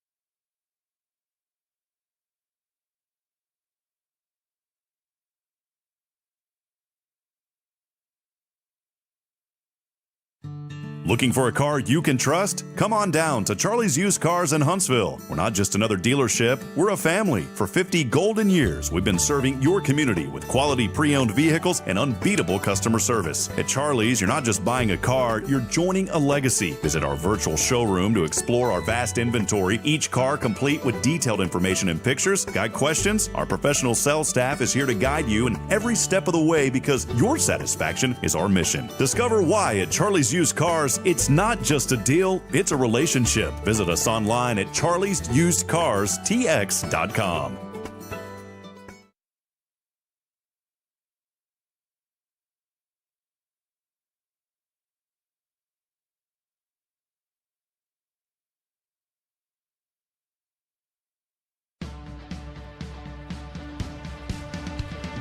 The first 2 chapters have been written. Where do the Bulldogs stand at the half? It's time for the Nelson Amaya's Collision Center halftime show. Here's Rob Hipp.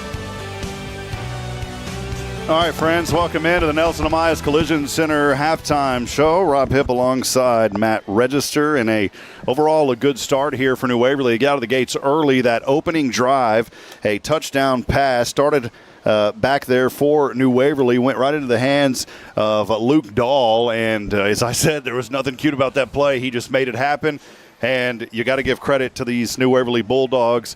I think a lot of folks thought coming in, it was going to be another night for the Lions. So far, though, 7-7 tied up. Matt, this is a great start for this young core in this 2025 season. Very proud of these young men.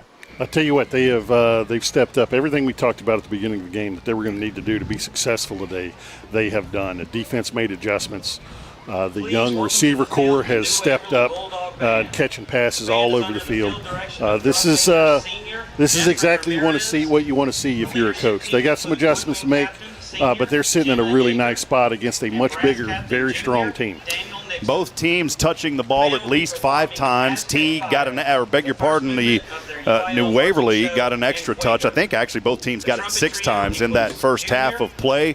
New Waverly had an opportunity there at the end. It was another interception on the evening by the Bulldogs to set them up. They had 2 opportunities to get down into the end zone and could not do it. But still, it would have been tough, but it was a good effort down there by New Waverly. Again, as we talked about in this game, Teague got the ball first, started on their own 26-yard line. That drive was stalled, a turnover on downs. That was the start of this magnificent Bulldog defense tonight. New Waverly gets it the first time. They start out on the 47-yard line of Teague, and it's a 47-yard pass from Ryzen Nunez. The the sophomore on this team, Ryzen Nunez, connects to Luke Dahl, 47 yards. The extra point kick was good. At that point, the score 7-0. We go into the third possession into the second quarter for Teague, a drive that started on their own 23. It was an interception, the first of 2 tonight by Travia Davis III, and the first of 3 for this New Waverly defense. And then the ball goes back to New Waverly. They start on their own 40, but they immediately throw the ball right back into the hands of Teague. The fourth possession for Teague starts out midfield. It was back-to-back punts at this moment. The first punt that we saw of the first half, the Teague Lions punted after starting at midfield. New Waverly gets the ball at their own 20. Their drive stalls. They have to punt away. The fifth possession of the night for Teague started from their own 42. It was an interception by Travia Davis III, his second of the night. A turnover on downs, though, in the ensuing possession by New Waverly. Teague gets it back. They throw another interception. New Waverly has an opportunity. They get down with about 7 seconds to go. I think we were somewhere close to that Texas Signature Roofing red zone. I think we were just a little bit out of it. But the arm of Ryzen Nunez is there. It would have been about a 48-yard try for a field goal. They opted to go for it twice. That's something I would have tried. They did it. They weren't able to convert. That's okay. You go into the locker room, you get the ball back to start the second half. And I tell you what, they come back with the momentum. Come back for the momentum for the second half. They get the ball. This is not a bad position for New Waverly to be in their first game against a bigger school, against a very strong team. This is exactly where you want them. You're showing these guys they have the ability to stand toe-to-toe with these guys and not only hold their own, but to thrive. We want to go down to the field now. It is the New Waverly Bulldog Band. We want to let you enjoy the sight since they work so hard, and sorry for cutting into that. I didn't realize they had came out there. We were reading something here. But let's go down to the field. We'll enjoy the New Waverly Bulldog Band, and we'll be right back after they exit the field. Stay with us here on SHN. Enjoy the sounds.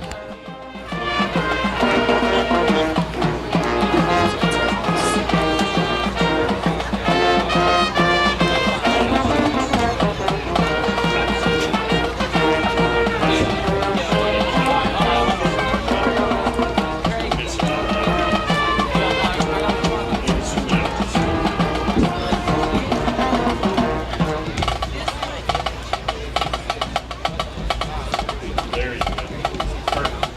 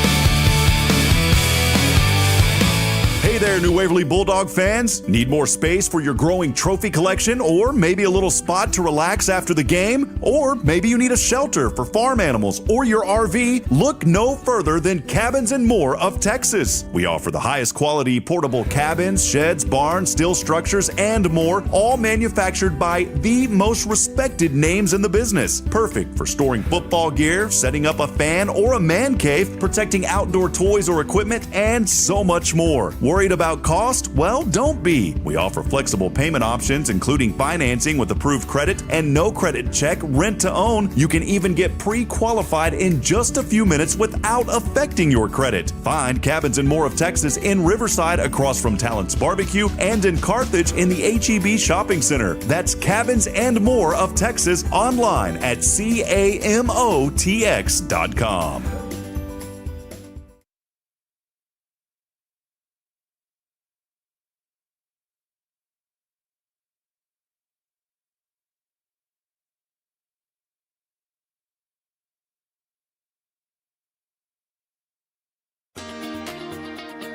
The Nelson Amaya's Collision Center halftime show continues. Now let's return to Rob Hipp.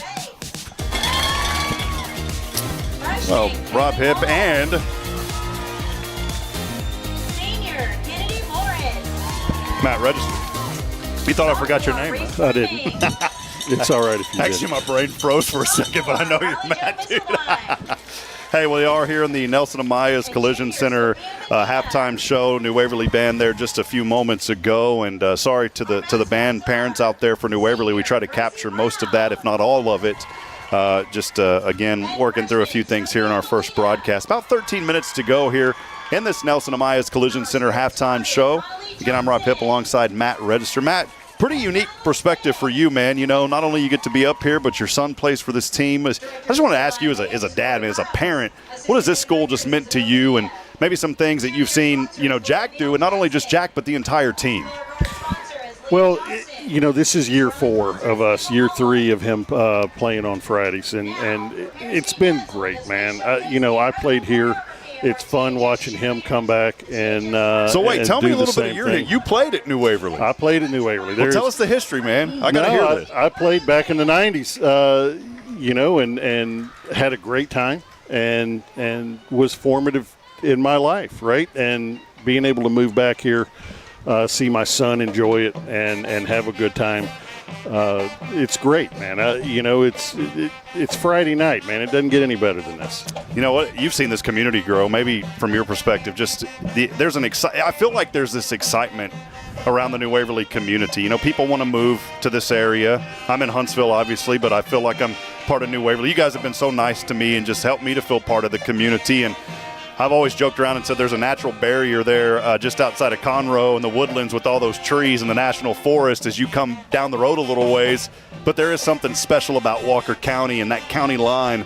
What have you seen, man, in your lifetime? Just the growth has been tremendous in New Waverly. Yeah, the growth has been tremendous. I think the biggest amount of growth is in front of us. I mean, they're setting up neighborhoods as fast as they can. I'm not sure we have seen the growth yet, but it is coming. And, this is a much bigger school than it was when I was here. I think I graduated with 35 people.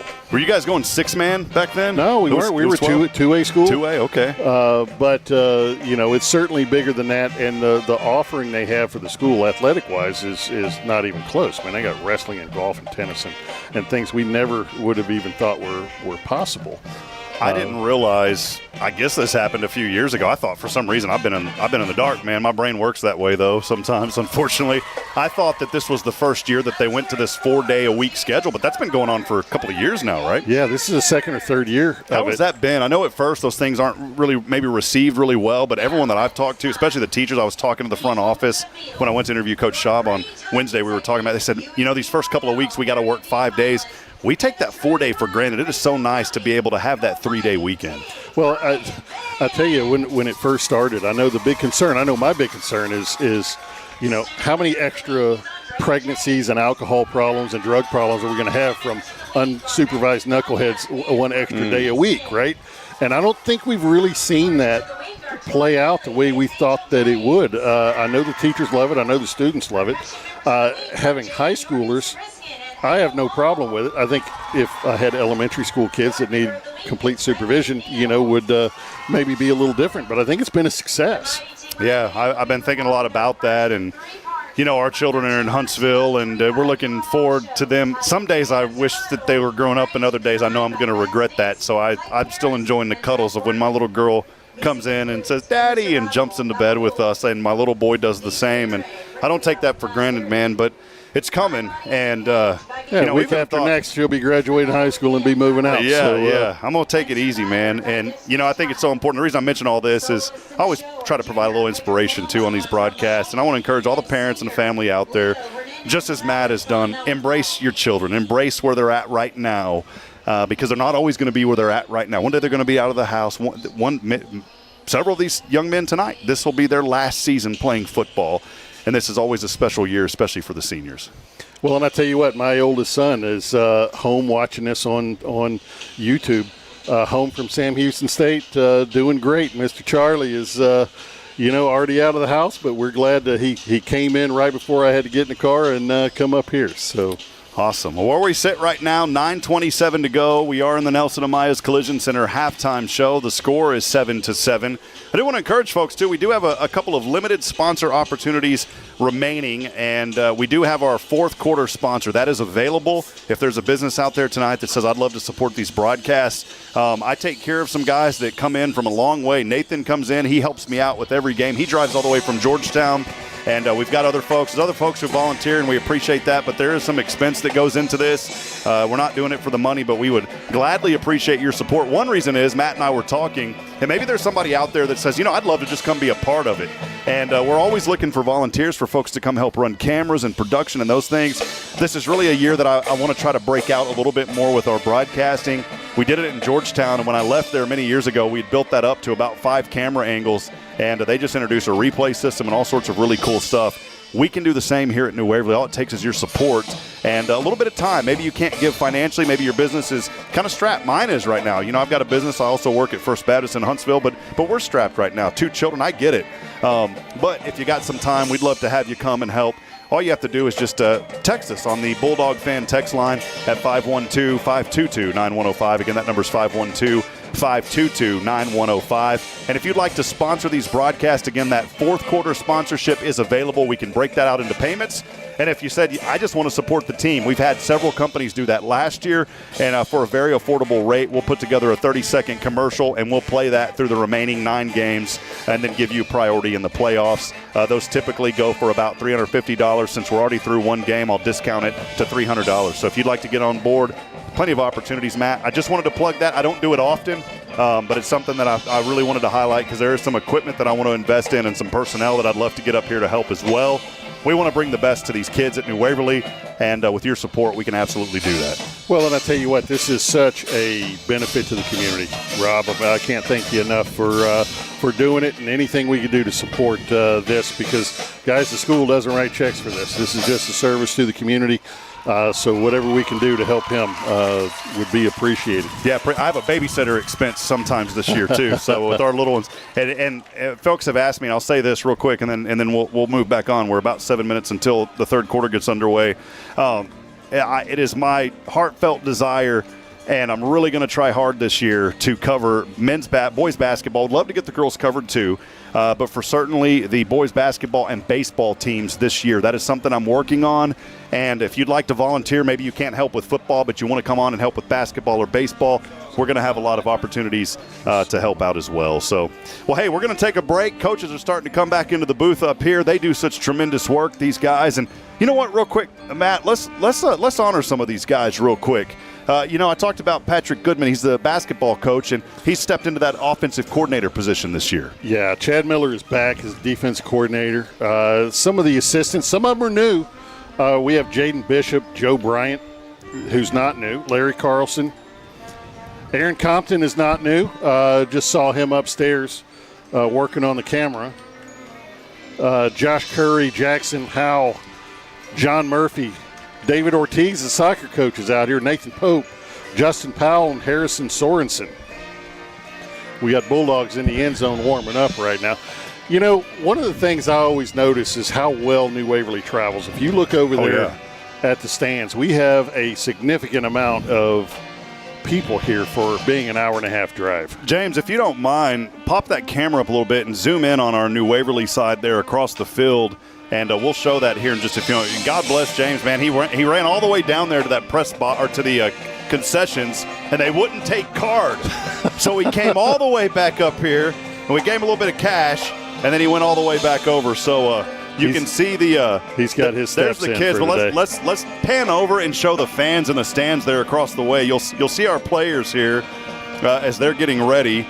And go ahead and zoom in on that, James, if you don't mind, man. And this is a big stadium too. And for an hour-and-a-half drive, that's not a bad turnout for New Waverly. No, not at all. And we always seem to travel well. All right, well, we're going to take a break. 4:50 to go before we kick things off in the third quarter. Third quarter brought to you by the Oak Ridge Disciple House. We'll have that announcement and more coming up when we come back. Stay with us. This is New Waverly Bulldog football live tonight on the SHN Sports Broadcast Network. Stay with us, please. We'll be right back after this.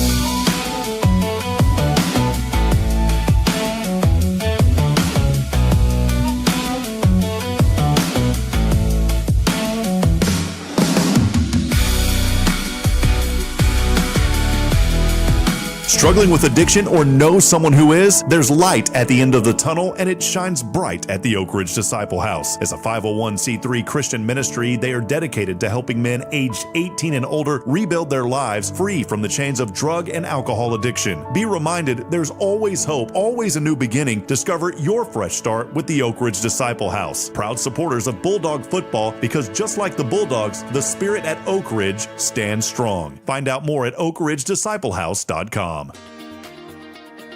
The Nelson Amaya's Collision Center halftime show continues. Now let's return to Rob Hipp.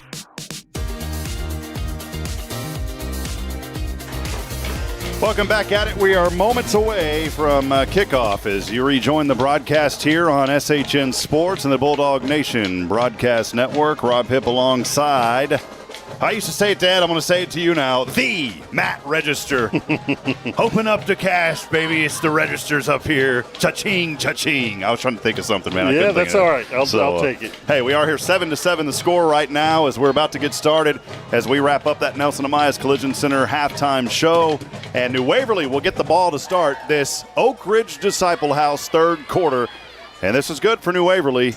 We'll see if they can capitalize here and break the 7-7 tie that we're currently standing in way back since the first quarter. Well, I'll tell you what, having a close call on a touchdown, getting the ball right back right after the half, this is a good spot for New Waverly. We need to get back on the board. So and New Waverly is off. New Waverly's going to have it here for the seventh time tonight. Fielded and drilled down at the 20-yard line. It's a good start for the special teams unit of Teague, and getting up with the little stars there is New Waverly. Looks like Otto Wineland? I believe so. I didn't catch it there. But anyways, for New Waverly, they're going to start here. I mean, just typical field position, you can call it that, on their own 22-yard line. You know, this is a nice big stadium. The problem is we're far enough from the field. I have trouble seeing some of these numbers as they're getting up. My first North Dakota State Bison football game I called. We were blessed to be on 25 radio stations when I was there, and somebody said, get that new guy some glasses. We'll start here, first down and 10 for New Waverly from left to right. The ball on their own 23-yard line. Here is the handoff to the left side and not or the right side. Not much there. Maybe a little second gut effort.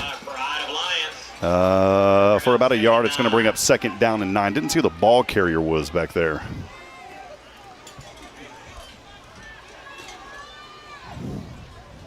Is that Khalil? Yeah, I believe so. And Card is out there as the quarterback right now. So Jace Card, the quarterback. Card is there. Offset to his left hip is Otto Wineland is there in that position. And also behind him is Trevia Davis, the second. And we got a whistle on a false start. That's going to move it back 5. It'll bring up second down and 14. Well, they got electrolyte over here. They don't have Gatorade, brother. They got electrolyte or whatever. Got that through the hospital system, huh? I thought it was Pedialyte. Hey, it's good, though. Well, it's nice and humid. We had a shower earlier and before the game, and that I don't think that helped anything for us. I couldn't wear my Magellan shirt, man. Those things like to suck it up when it's humid outside. Here we go. It is second down and 14 for New Waverly as they move from left to right. Card chased from behind. Nobody told him anything was happening. The ball rolls out, and I don't know if the Lions think they have it, but I'm wondering. They think they have it. I think the ball went out of bounds. I don't see an official yet. He did. He pointed New Waverly. Yeah, it was out of bounds. Recovered by the Bulldogs. Yeah, that was absolutely recovered by the Bulldogs there.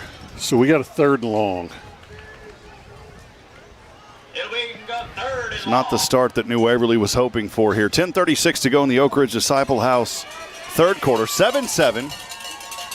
And this is the 7th possession of the evening for New Waverly.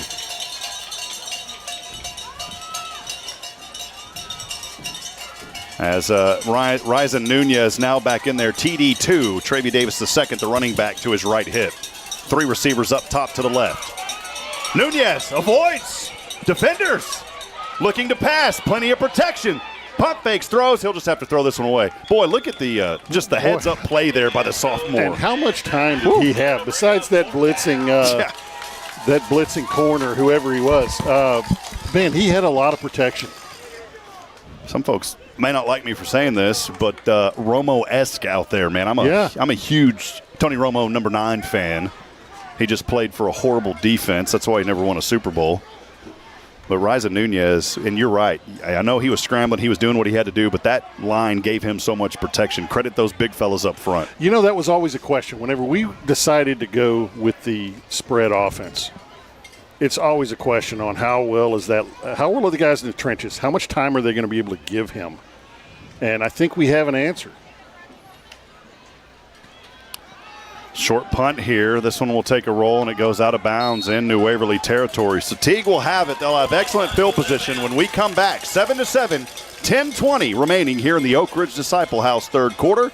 This is New Waverly Bulldog football live tonight on the SHN Sports Broadcast Network. Stay with us. Struggling with addiction or know someone who is? There's light at the end of the tunnel, and it shines bright at the Oak Ridge Disciple House. As a 501c3 Christian ministry, they are dedicated to helping men aged 18 and older rebuild their lives free from the chains of drug and alcohol addiction. Be reminded, there's always hope, always a new beginning. Discover your fresh start with the Oak Ridge Disciple House. Proud supporters of Bulldog football, because just like the Bulldogs, the spirit at Oak Ridge stands strong. Find out more at oakridgedisciplehouse.com.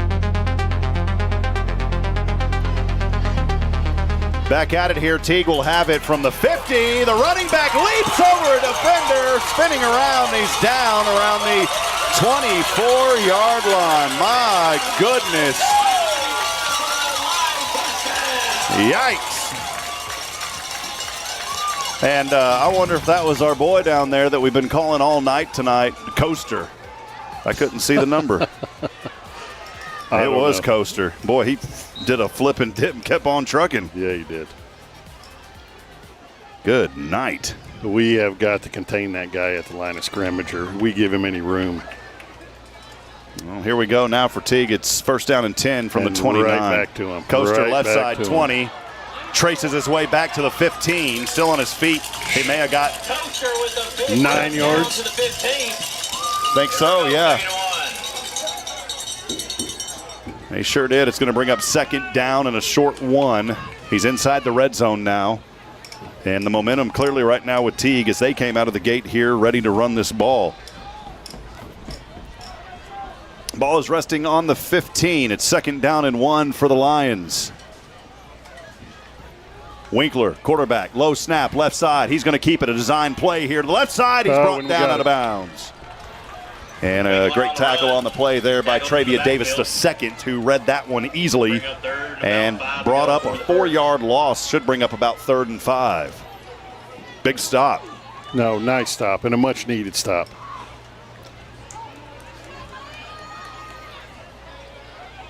Third quarter again brought to you by Oak Ridge Disciple House, a 501c3 nonprofit Christian character building ministry, helping men 18 and older suffering from drug and alcohol addiction. We appreciate Joshua Harris and the Oak Ridge Disciple House. Here we go, third down and 5 for Teague. Winkler in the gun. That running back offset to his left hip. Again, a design keeper. It's not going to work again. No, run all the way to the sideline. That time, the pressure brought by Kenton Reese. Yes, he got a nice shout there from his teammate Otto Wineland saying, way to go, buddy. Well, in that inside-out pursuit that you're always looking for, they took him all the way to the sideline. There was nowhere for him to go. So a good stop, bring up 4th down and 8. You're looking at that ball resting on the 24. You add 17 to that, and you're looking at about a that's a pretty good shot of a field goal there. You're looking at about a 38-yarder or so. And they're not showing that at all. They're going for it. And look who's out there again, Coaster, right there off that right hip. New Waverly will show pressure up front. Now they retreat. Throw over. It is caught at the 10 and still spinning around. Still on his feet down to the 6-yard line. I tell you what, that second effort by this Teague offense is paying dividends for him, isn't it? Good night.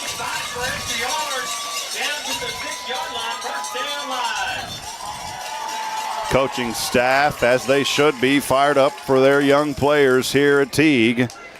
We're on the home side tonight. We usually like to sit with our fans, but this is one of the stadiums where I like to be up here in the crow's nest, if you call it that. And we're going to have, there is an injured Bulldog down there. And we will take a break as they tend to that injured player, all the Teague players as they do, showing respect there on a knee. And let's take a break with them. We'll be right back. This is SHN Sports, New Waverly Bulldog football, 7-7, 8:13 to go in the Oak Ridge Disciple House third. Stay with us.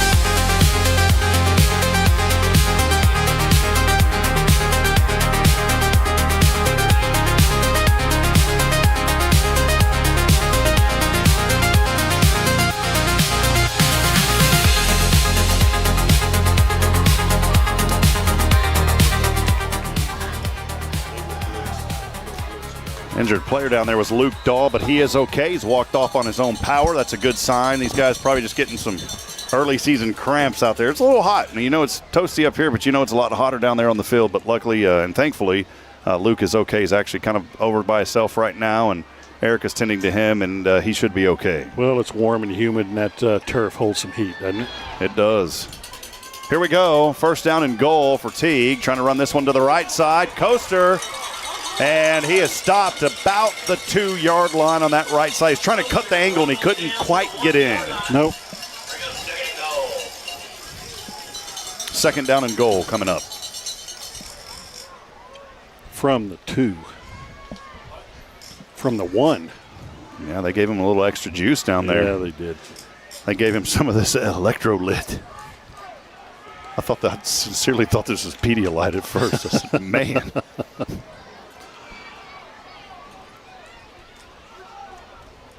All right, here we go. This is a critical goal line stand here for this Bulldog defense if they can follow through with it.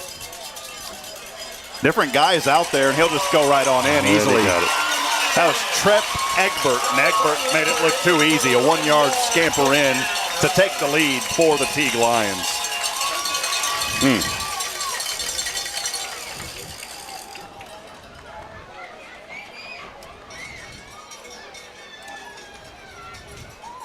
Still a lot of football to be played here, though. We'll have an extra point kick try. No, I don't think they are. They look like they're lining up to go for 2 here. And they've still got Egbert out there who just had that 1-yard touchdown run. Yeah, they're going to do a little swinging gate or something, some trickery. That's what they line up for. They look like they've got that lined up. In motion, here's a man from left to right. They're going to flip and dip to him. He's got some room inside. 2-point conversion, good. That was to Blake Maggard. And now it's 15-7. You're up by 8.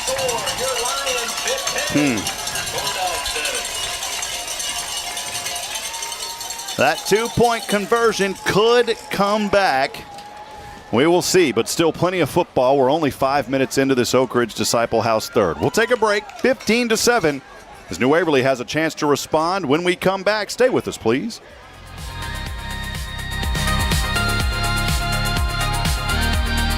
Looking for a car you can trust? Come on down to Charlie's Used Cars in Huntsville. We're not just another dealership, we're a family. For 50 golden years, we've been serving your community with quality pre-owned vehicles and unbeatable customer service. At Charlie's, you're not just buying a car, you're joining a legacy. Visit our virtual showroom to explore our vast inventory, each car complete with detailed information and pictures. Got questions? Our professional sales staff is here to guide you in every step of the way because your satisfaction is our mission. Discover why at Charlie's Used Cars, it's not just a deal, it's a relationship. Visit us online at charliesusedcarstx.com.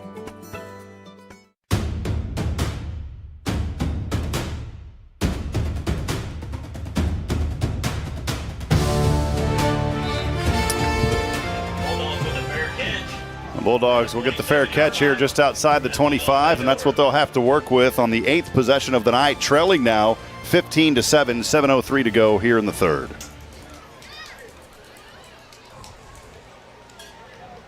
Again, appreciate everybody for joining us here tonight on SHN.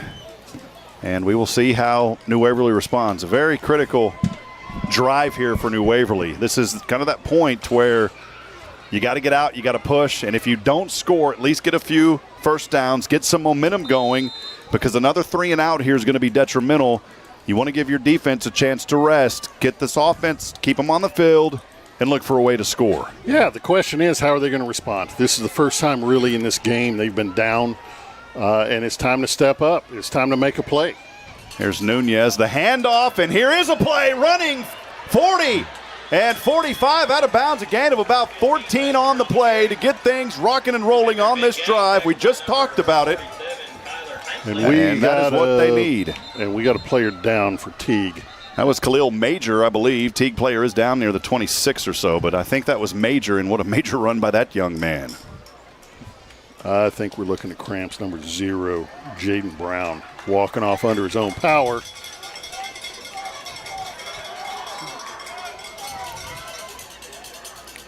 But there you go. You talk about how you're going to respond. Come out, and why don't you run it for 15 yards or so and move the sticks for a McGillberry Mechanical Heating and Cooling first down. I think we could say that was the right answer on how to respond, right? They heard you. I know they did. They said, y'all don't let down Mr. Register up there, guys. Come on. That's right. So here we go. A first down and 10 from the 42. On their own side, New Waverly from right to left. 6:37 to go here in the third. It's a little pitch back over, almost lost his footing, able to stay on, spin around, and make a little something out of nothing after what would have been a 2-yard loss. They spun his way like a top on the right side, and once again it's Major with a short gain of about 2. It'll bring up second and a long 8. And again, the hole was there. He slipped. he planted that foot to cut upfield and just simply lost his footing. But a good second effort that really saved a loss of a play. So it is 2nd down and 8 after that short gain just moments ago by Khalil Major, who's had it on back-to-back carries. The ball on the right hash mark from left to right. It's 2nd and 8 again. Nunez stepping back. Protection is still there. Starts to break down. Nunez going to run here. 45 and out of bounds. A nice heads-up play by the sophomore. For about a 3-yard gain. Got it up to the 47, and that'll bring up 3rd down and looks like a long 5.5 or so from up here in the Hit Solutions broadcast booth. Do want to thank Hit Solutions Realty, our good friend Robert Lindeman, helping instruct the stars to shine. They bring you home. Hit Solution. That's HITTSS Solutions. Appreciate you, Robert. Thank you for your continued support.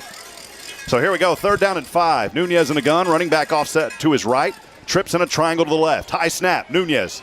Protection starting to break down. Chase from behind. Turns on the speed. Here he goes to the 50. Cuts the angle. He's close. He's got a first down. I think he got it, Matt. How about the heads-up play again by the sophomore? Knew where the sticks were, and he's going to move the chains on a – well, hold on. Oh, no. No. They're going to cut him short by a foot. Oh, they don't do that in high school ball. Just move the chains, guys. Come on. Just go ahead and move them a little bit. And we do have a New Waverly player now that's cramping up as well. We've seen that. Yeah, it's a cramp. Yeah, the cramps are going to be a theme throughout the rest of this half. It's hot. It's muggy.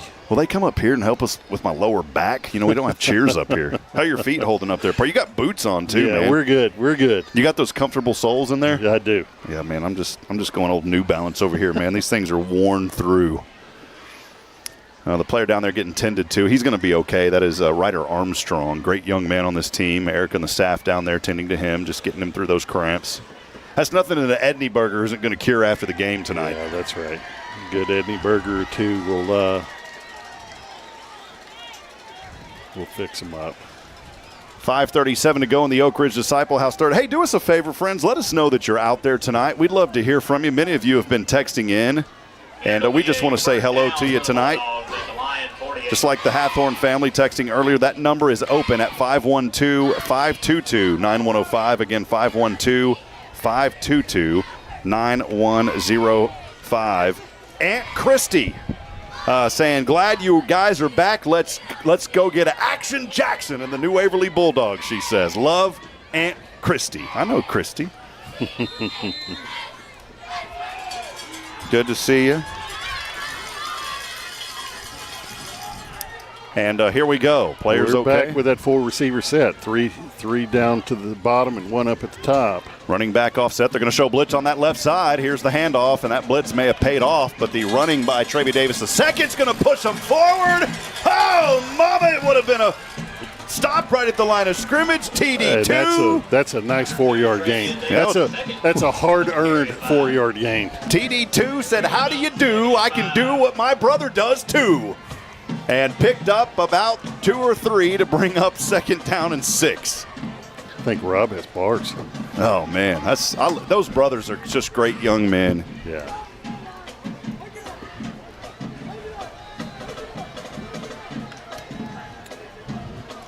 And so here we go. It's 2nd down and 6. Now in Teague territory.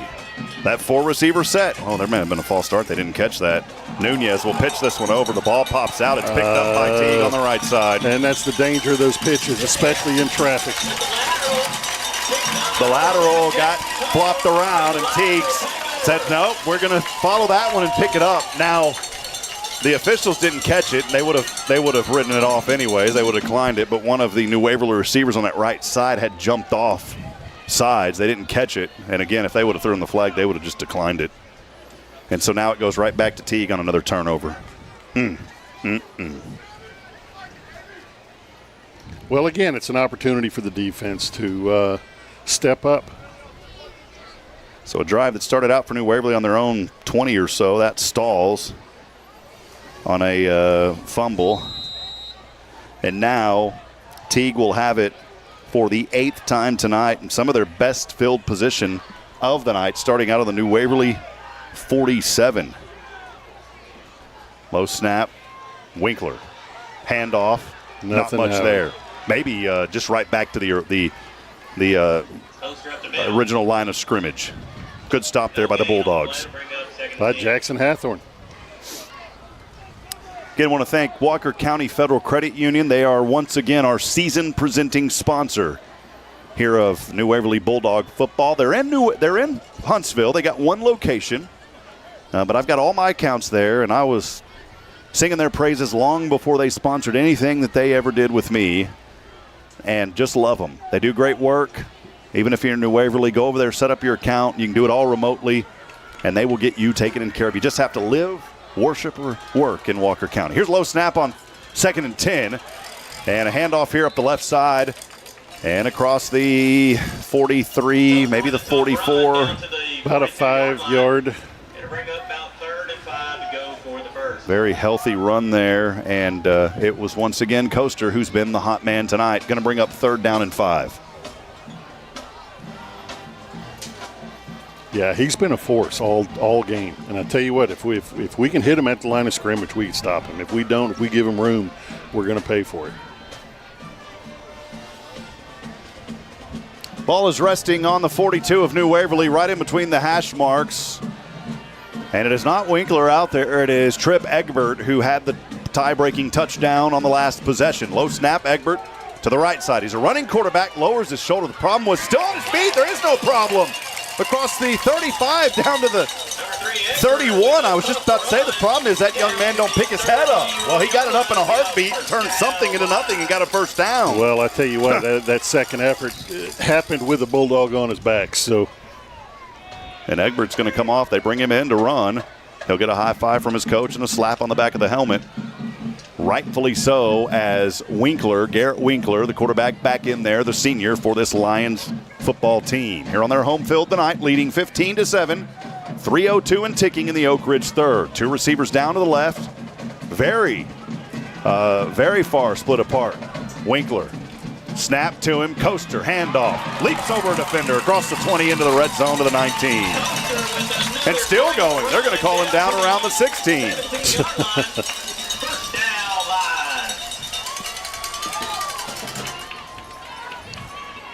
What we're talking about when Teague regains possession here, and that turnover is leading to more momentum for these Lions. I'll tell you what, we got to stop them now. One score up is hard enough to deal with. 2 scores is going to start getting hard. Time for the defense to step up and make a stop here and give your offense a chance to get back on the board. Watch Coaster. He's there on the right side. 2 receivers up top, the right tight ends over there on the right. Here's Coaster. He'll go left, plows through a defender, barrels through another one across the 5 down to about the 4-yard line. My goodness. Another first down, going to bring up 1st and goal.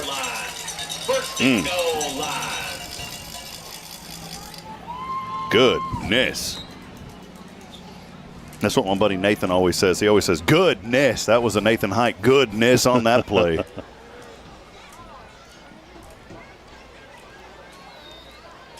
Once again, appreciate James Mashi helping us the first time tonight, doing a little camera work for us and trying to make us feel younger up here by bringing us Pedialyte. Thank you for that, James.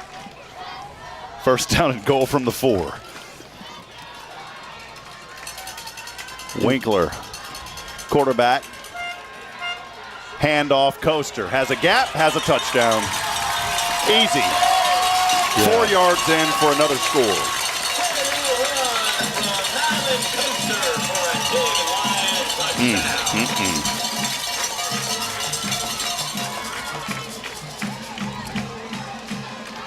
And now it's 21-7. So here's find some life right here. They're going for 2 again. Stop this one. I think at this point you kick the field goal. You go for the extra point kick. I don't know why you'd go for 2 again and risk it, because now you're right back down to a 2-possession game basically. In any case, there's going to be a timeout called on the field. Well, they're doing a lot of substitutions. They're going to line up for one. About to say that seemed like the better play call. Here's the snap to hold the kick on its way, and it is good by Alex Lopez, and it's 22-7. So 2 unanswered touchdowns now for Teague. Will New Waverly respond? We sure hope so. We'll have the call when we come back. Stay with us. It's 22-7. Teague, though, in the driver's seat here on SHN. And this third quarter brought to you by Oak Ridge Disciple House. Stay with us.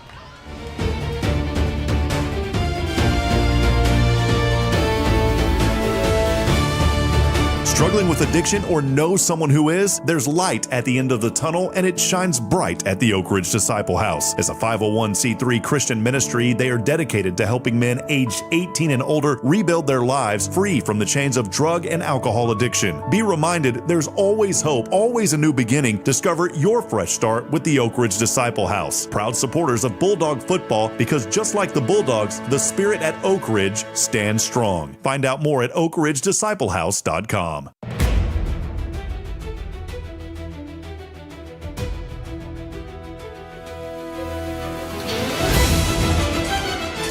Here's a kickoff from right to left. It's fielded by New Waverly, 20-25, and slammed down to the ground. Oh, my goodness. Thank goodness Carlos Taylor kind of rolled through that one with some athleticism, because that would have been a hard slam. Well, I think Carlos is halfway an acrobat anyway, so if you were going to throw anybody like that, it should be Carlos.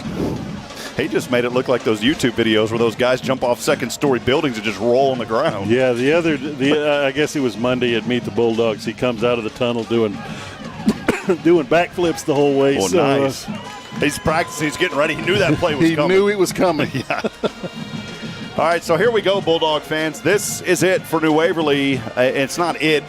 I mean, this is the game. But what I mean is this is it. This is the time to say, you know what? This is the time. Our back is against the wall.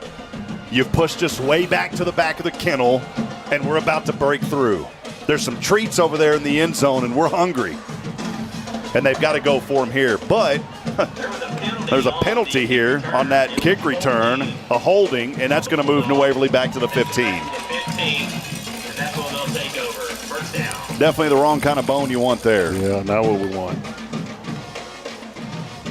Here are the sights and sounds of the Teague Lion Band. They're loud and proud here to our left side. Appreciate the band, the cheerleaders on both sides. They do a lot of work behind the scenes preparing for these ball games. They're just as important and a big, huge part of these games. So here we go. It's 1st and 10 for New Waverly from their own 15. Nunez pump fakes once and has to throw this one away. He was chased over there, and good chasing him down was Kyler Tanksley, the sophomore running back and defensive end. Got to find some yardage here and a big chunk of it.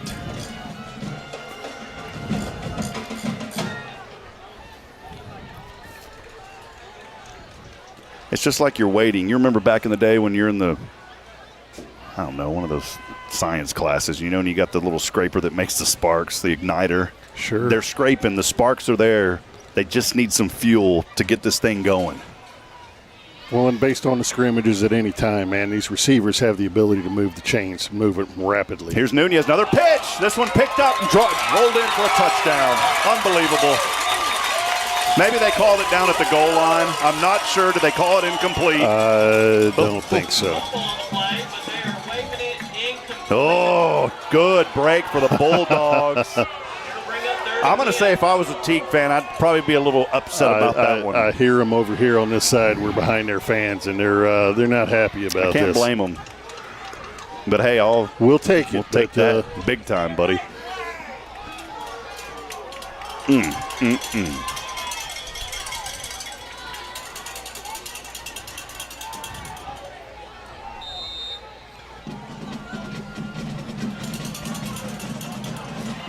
All right.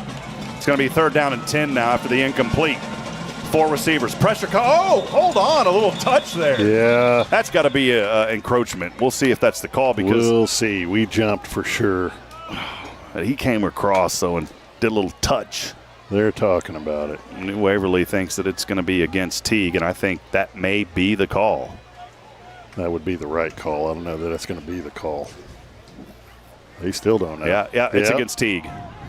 There you go, partner. Good. Hey, you know what? You'll take the spark any way you can get it. Sometimes it's a penalty.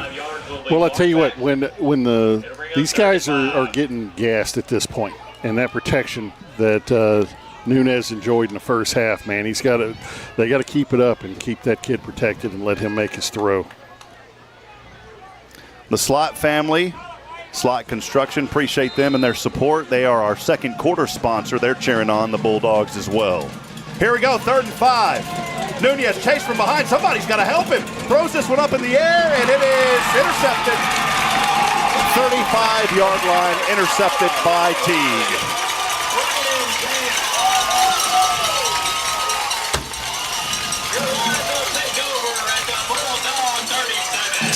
And that is one of those teaching moments. Rison is such a great quarterback, and that's one, it's okay, it happens, and that's going to be a great teaching moment.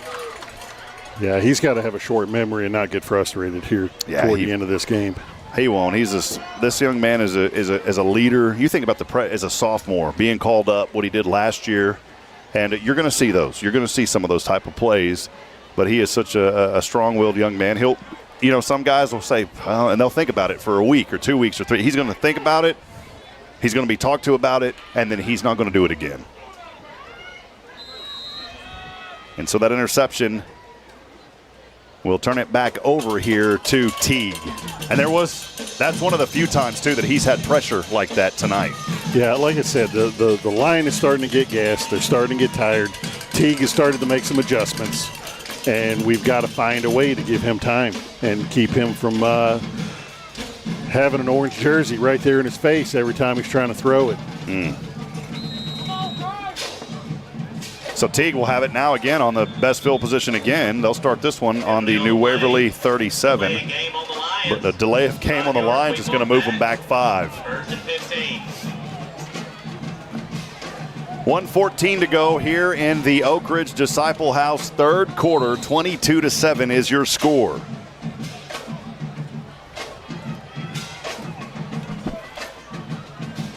Quarterback in the gun, handoff Coaster. Coaster on the right side once again breaks through several, and he will lunge forward and gets about 4 of those yards back. He about got those 5 yards back, didn't he? And he got it up to around the 38-yard line, which will bring up 2nd down and 11. 2nd and 11 coming up here for the Teague Lions. Still a lot of football to go. Defense really needs to get a takeaway, a stop, or a takeaway. Takeaway would be nice right here. That was the name of the game for New Waverly in this first quarter, or the first half, rather. Down to 35 seconds. Low snap. Keeper here, Winkler. Winkler finds room, 15 and out of bounds. Around the, call it the 13-yard line. Yeah, and so that's enough for a first down then. Huge run there by Winkler. There's a penalty, though, and a hold may bring it back. I'm telling you, I'm not seeing some of these flags tonight, Matt. I'm not only not seeing the flags, I'm not seeing the penalties, but holding is the call on the Lions. 10 yards from the spot. Bring up 2nd and long. Again, let us know you're out there tonight. That Bulldog fan text line is open. We love getting those messages from you. We'll give you a shout out. Text it in to 512-522-9105. Again, that number 512-522-9105. Kimberly Sally joining us saying, go Bulldogs. Appreciate you, Kimberly. Stephen Bradford out there as well.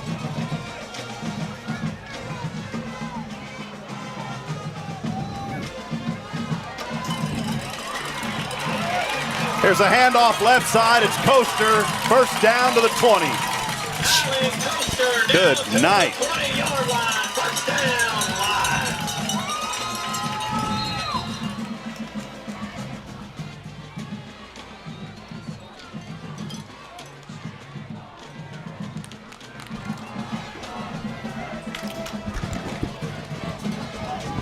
I think Teague has realized a few things down on this end, Matt, and they're taking advantage of it right now. Yeah, we got to be able to contain on this side for sure. That's going to drive us down to the end of the Oak Ridge Disciple House 3rd quarter, and it was a Lion 3rd quarter picking up 2 touchdowns.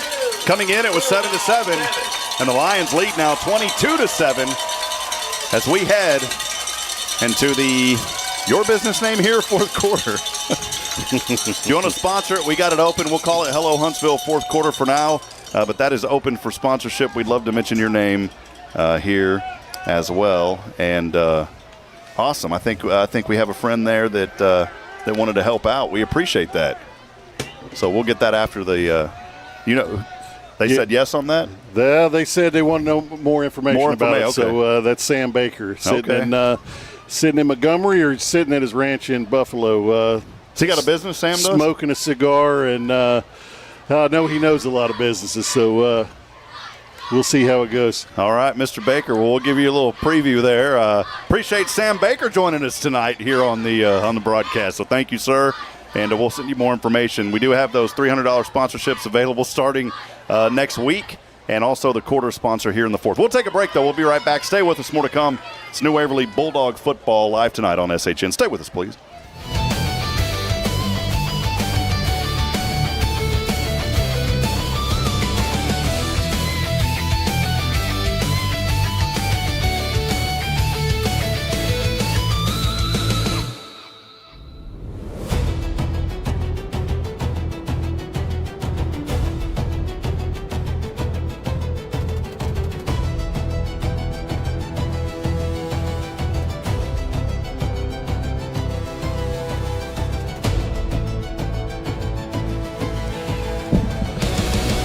Here we go, fourth quarter underway. Teague now moving from left to right. They've got it on the 20. They're in the red zone. Here's Coaster again, leaping forward across the 15, down to around the 14-yard line. Bring up 2nd and 5.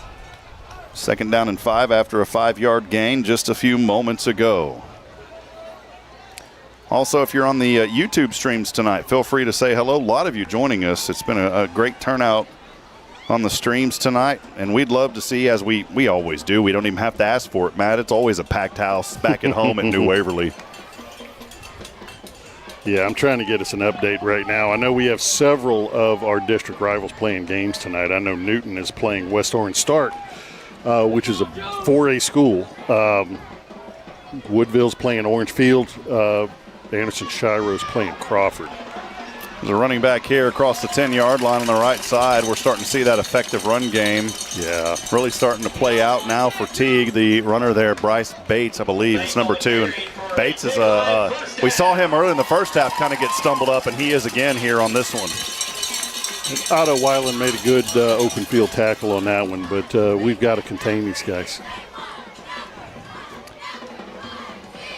We're here in the fourth quarter, 11:07 to go, just underway. 53 seconds in, it's 22-7. Teague with the ball and the lead, threatening again, first down and goal from the 6. Coaster is out there, whistles blow, and we have a timeout on the field by the Bulldogs. We'll take it with them for 30 seconds. We'll be back on the Bulldog Nation Broadcast Network. Stay with us, friends. We'll be right back after this.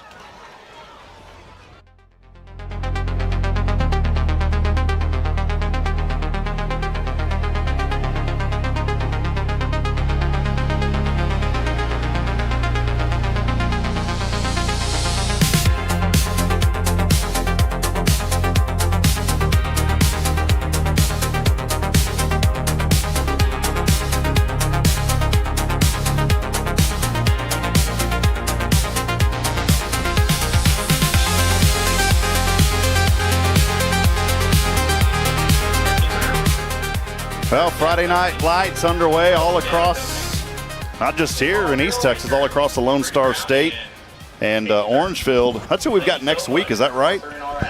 I can't remember if I should know this. Yeah, we have them coming up. I know we got them coming up sometime sooner or later. It's another bonehead move by me. I forgot to print the schedule and put it in front of me, man. Oh, I got it. I just got to dig through my pile here. Yeah. Yeah, next week.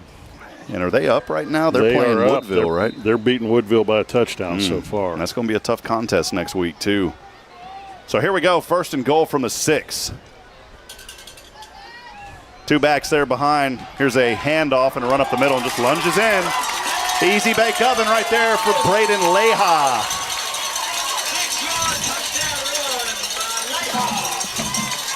Well, Leha said aha and just found his way in from 6 yards out. Nothing to it.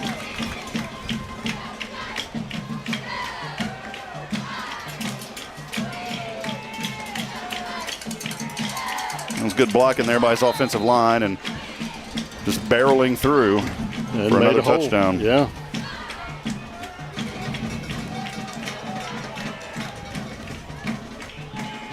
And right now, as it sits 21 unanswered points, and now make it, flags fly here, though. I don't know if this two-point conversion is going to count. As it stands right now, a 21 unanswered points by Teague.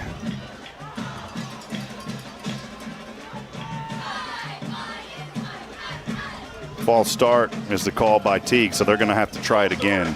On the Lions, 5 yards lead, mark back. We'll retry the PAT. Well, college football obviously underway too. Sam Houston playing tonight. They are there at their home field, if you will, this year in Houston. And they are trailing UNLV right now 14-7 after 1. Back at 3A action here. Here's the hold. The kick is on its way, and it looks good from here, and it is 29-7. 22 unanswered points by Teague. We'll see if New Waverly can respond with 10:55 to go here in the fourth. We'll take a break. This is New Waverly Bulldog football on SHN. Stay with us. Waverly Bulldogs football fans, looking to beat the heat? Three Spoons Yogurt in Huntsville has got you covered. Located at 1524 11th Street in Huntsville, Three Spoons Yogurt is the proud supporter of your very own New Waverly Bulldogs. With a mouth-watering selection of flavors and a rainbow of toppings, Three Spoons Yogurt offers the perfect treat for any Bulldogs fan. Don't miss out on any of the frosty fun. Follow them on Facebook at Three Spoons Yogurt Huntsville TX for all the latest scoop. So when you're craving something cool, remember, the only thing cooler than the yogurt at Three Spoons is being a New Waverly Bulldogs fan.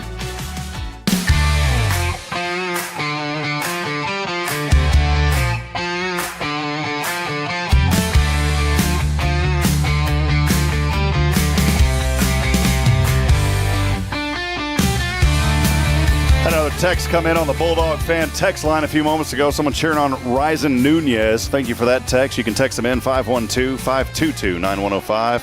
Boy, New Waverly's going to have to take this one here. They do. As it rolls down to the 1 yard line. Ball pops out. Ball pops out. Oh, my goodness. Oh, wow. And Teague has it inside the 10.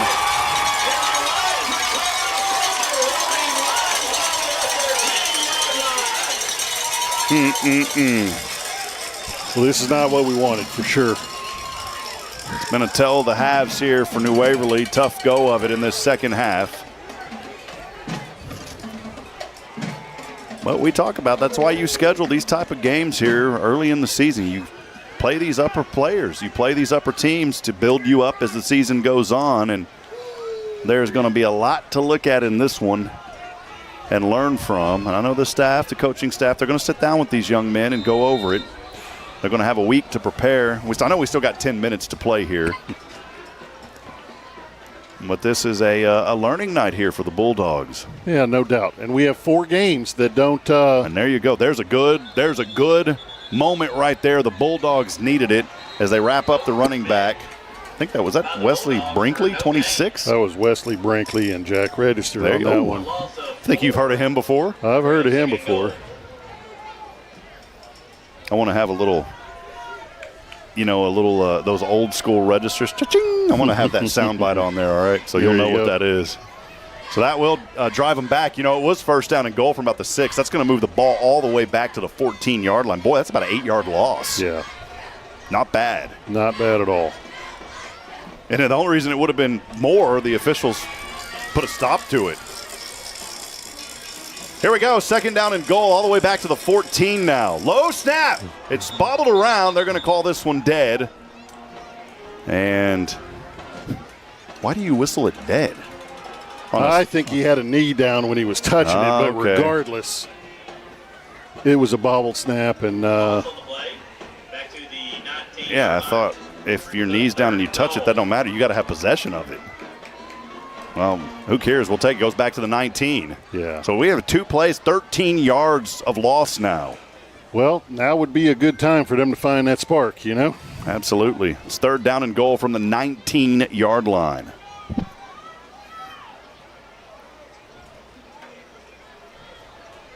9:16 to go here in the fourth, 29-7. Teague with the lead. Winkler looks to pass, pump fakes once, now heaves this one over right corner, end zone, up, incomplete. Beautiful coverage. Yeah, it was excellent coverage on that play there by Kenton Reese, I believe. Yeah.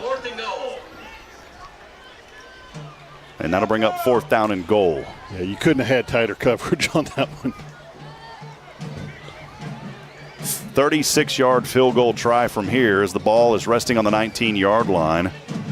And the defense finding their spark couldn't have happened at a better time. Needed it. You're right. Still 9 minutes to go.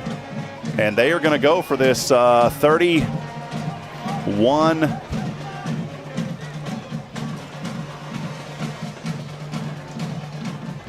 Beg your pardon, 36-yard field goal. Try on its way. Man, and it's good. From 36. Not bad.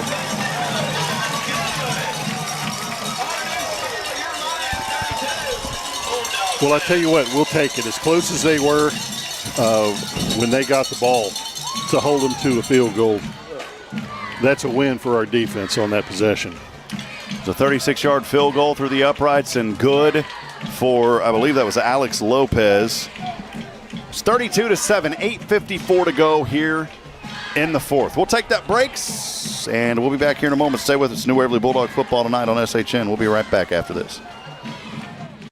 Are you ready for some Bulldog football? Robert Lindeman here with Hit Solutions Realty. Dreaming of a place that feels unmistakably yours? At Hit Solutions Realty, we bring you home. Our mission, to guide you every step of the way, ensuring you find that perfect piece of property that whispers, welcome home, every time you step in. Whether you're diving into the market to buy or ready to pass on your cherished space, our expert team stands by your side, turning the process into a seamless journey. So, ready to make a move? Contact Hit Solutions Realty. Let's get the ball rolling and bring you closer to your dream home. At Hit Solutions, we recognize that every star should have its time to shine. In that spirit, Hit Solutions Realty is thrilled to back New Waverly football, wishing them a season as bright as the stars. For more information, visit HITTSS.com.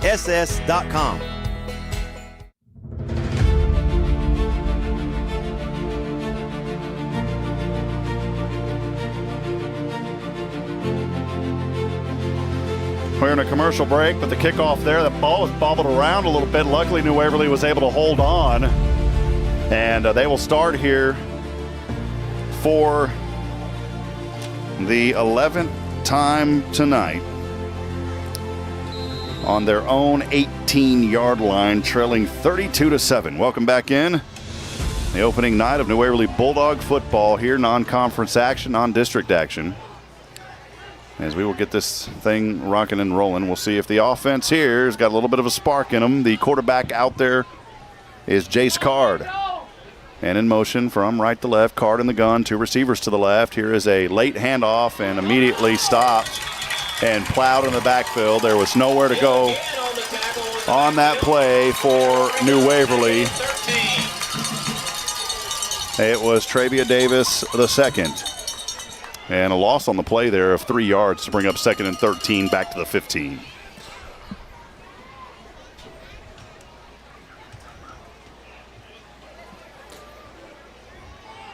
Well, our boys in the trenches, they got to find the magic they had in that first half. They had incredible protection in that first half, and they've got to refine that.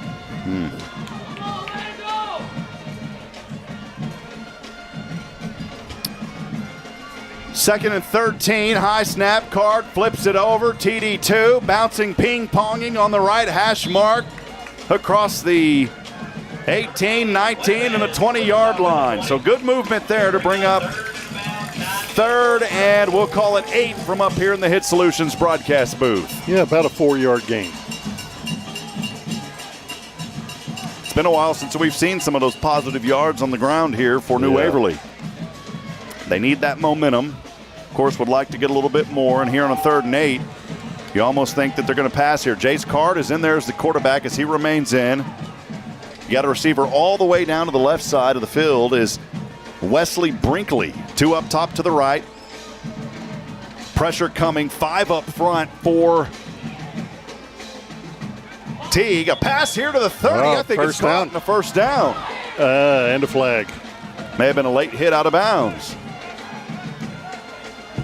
Trying to see who that was.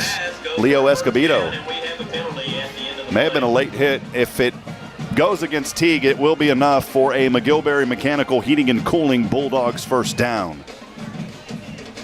We do have some sponsored elements. This is our scoring drive recap.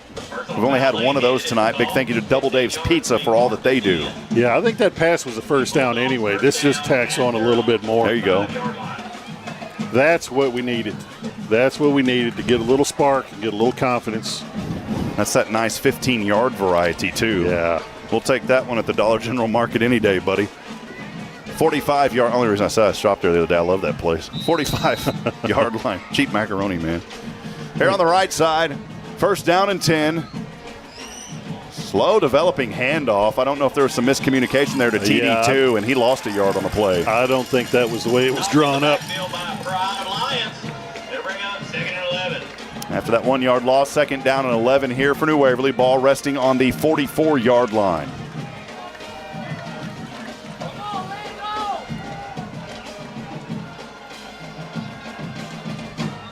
Jace Card remains in there as the quarterback. Down to the left side is Wesley Brinkley. Tight end Braden Nelson also there. Nelson actually is going to shift there to that left side. Two receivers down to the left. One of them all the way down is Leo Escobedo. Here's Card in the gun, standing on the 39. He'll pass in a flat over to the right side, and that one was, he's not down. His knees were not down. No, they're calling him down. How? I thought your knees had to touch the ground. Am I wrong? You're not wrong. I mean, he fought through that tackle. His knees never touched the ground, but they whistled him down. And that was a great effort because I'll tell you what, Khalil Major was about to take off. Yeah. And I'm not sure why they whistled that one down. His knees never touched.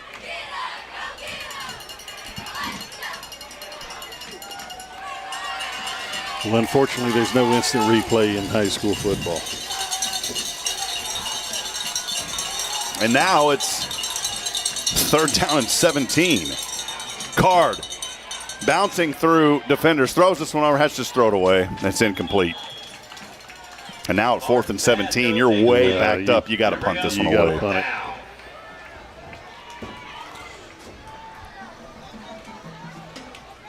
Or at this point, you're like, there's 5:28 to go. Let's just see what we can do in a 4th and long situation. Yeah. I mean, why not? You don't have anything to lose right now. I don't see neon gloves trotting on here, so I don't think we're punting it. No. Chase Carter. Well, now we got a little bit. Now we got neon gloves. Yeah, there you go. That's the indicator right there. That's it. When you see Dippery out there, you know that there's going to be a punt. Now, I wouldn't be surprised here. Maybe a little trickeration. Look for possibly some sort of a fake. I don't know if you do that right now, but possibly. It's a good time to practice it. Why not? I'm not sure a preseason game is the time to go that deep in the playbook. Low and here, Dippery is going to punt this. Good punt. Nice little short. Good bounce. Nice bounce. And takes a little favor here for New Waverly and drops about the 28-yard line. We'll take a break. 32-7 here in the fourth quarter. 5:16 to go. Teague in the driver's seat. We'll be back in a moment. This is SHN Sports. Stay with us, Bulldogs fans.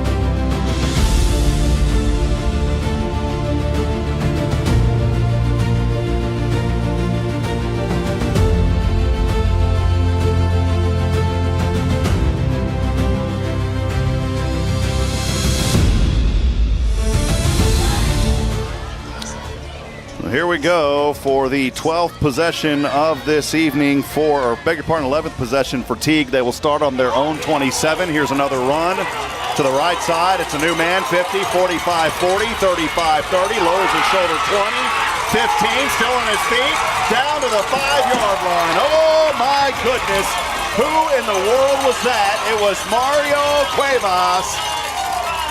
All the way down to the 5-yard line. Yeah. What a run by that young man. Tell you what, they've got 2 or 3 running backs that have been giving us a hard time this entire game. When we give them room, they make us pay for it. That is a running young man down there, Mario, with a nice run.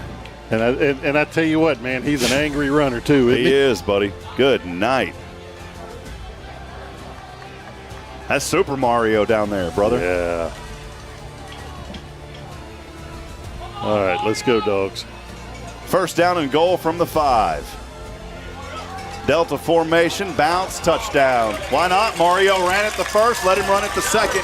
Let him finish what he started, and he got the touchdown. 5-yard run in.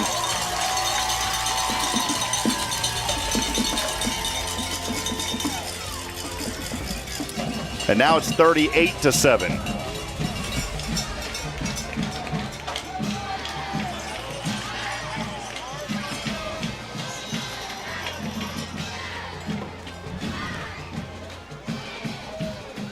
Extra point kick try is up on its way and good. 39-7, 4:31 to go here in Teague, Texas. We'll take a break. New Waverly trying to put a Band-Aid here and find some life as this one is winding down in game number 1 of the season. We'll be right back here on SHN. Stay with us, please.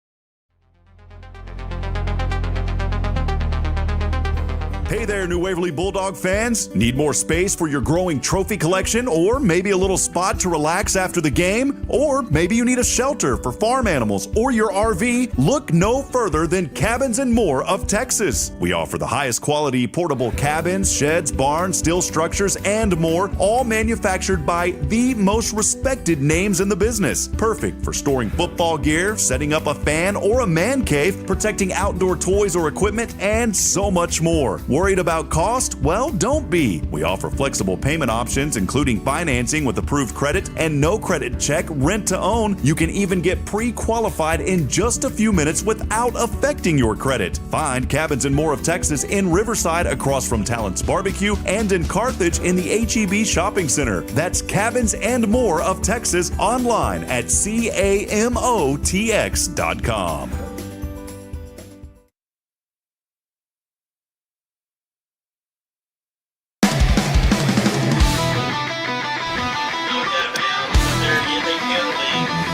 Kickoff just a few moments ago. New Waverly will have decent field position here to start this 12th possession of the night, but their work's cut out for them. They're trailing 39-7. There was a penalty that went our way, too. I did not see what the penalty was. I thought I saw a flag on the far sideline.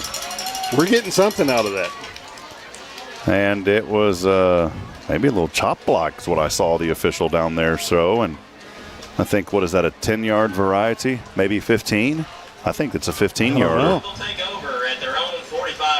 Yeah, it's a 15-yarder. So what would have been at the 30s now going to go up to the 45. We'll take it.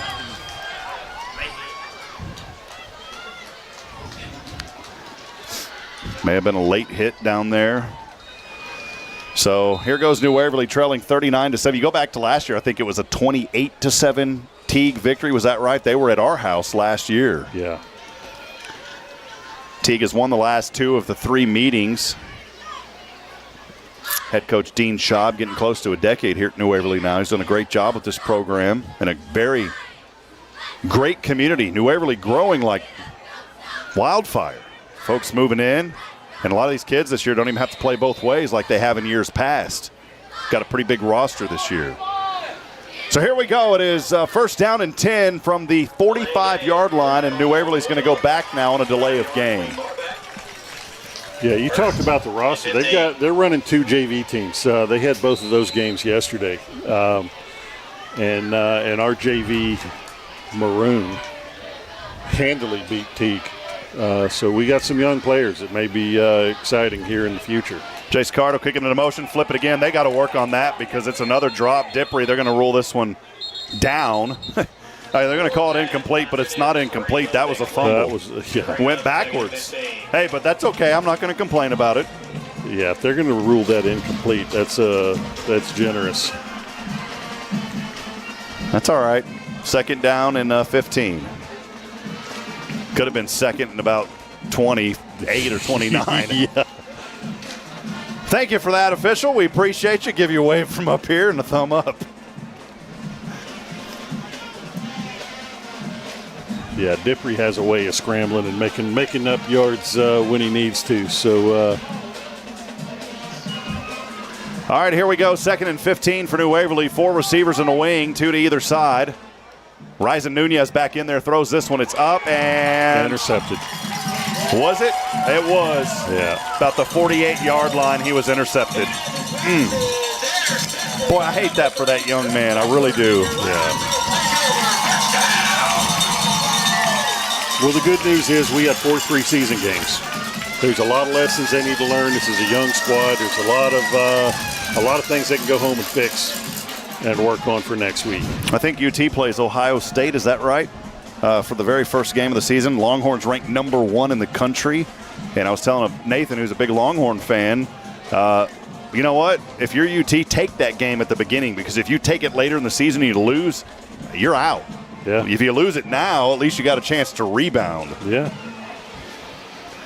So getting those losses early in the season, you don't want to get any, obviously, but getting them early in the season is not a bad thing if you're going to have losses. If you're going to have them.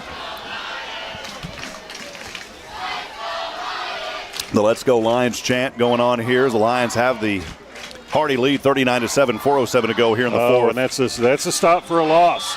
And that's going to go back about 2 or 3 yards here for New Waverly. Great stop as they were trying to hand off on that left side. Yep. And the Bulldog defensive front line didn't buy it and was able to penetrate through and force them back 2 yards to the 50.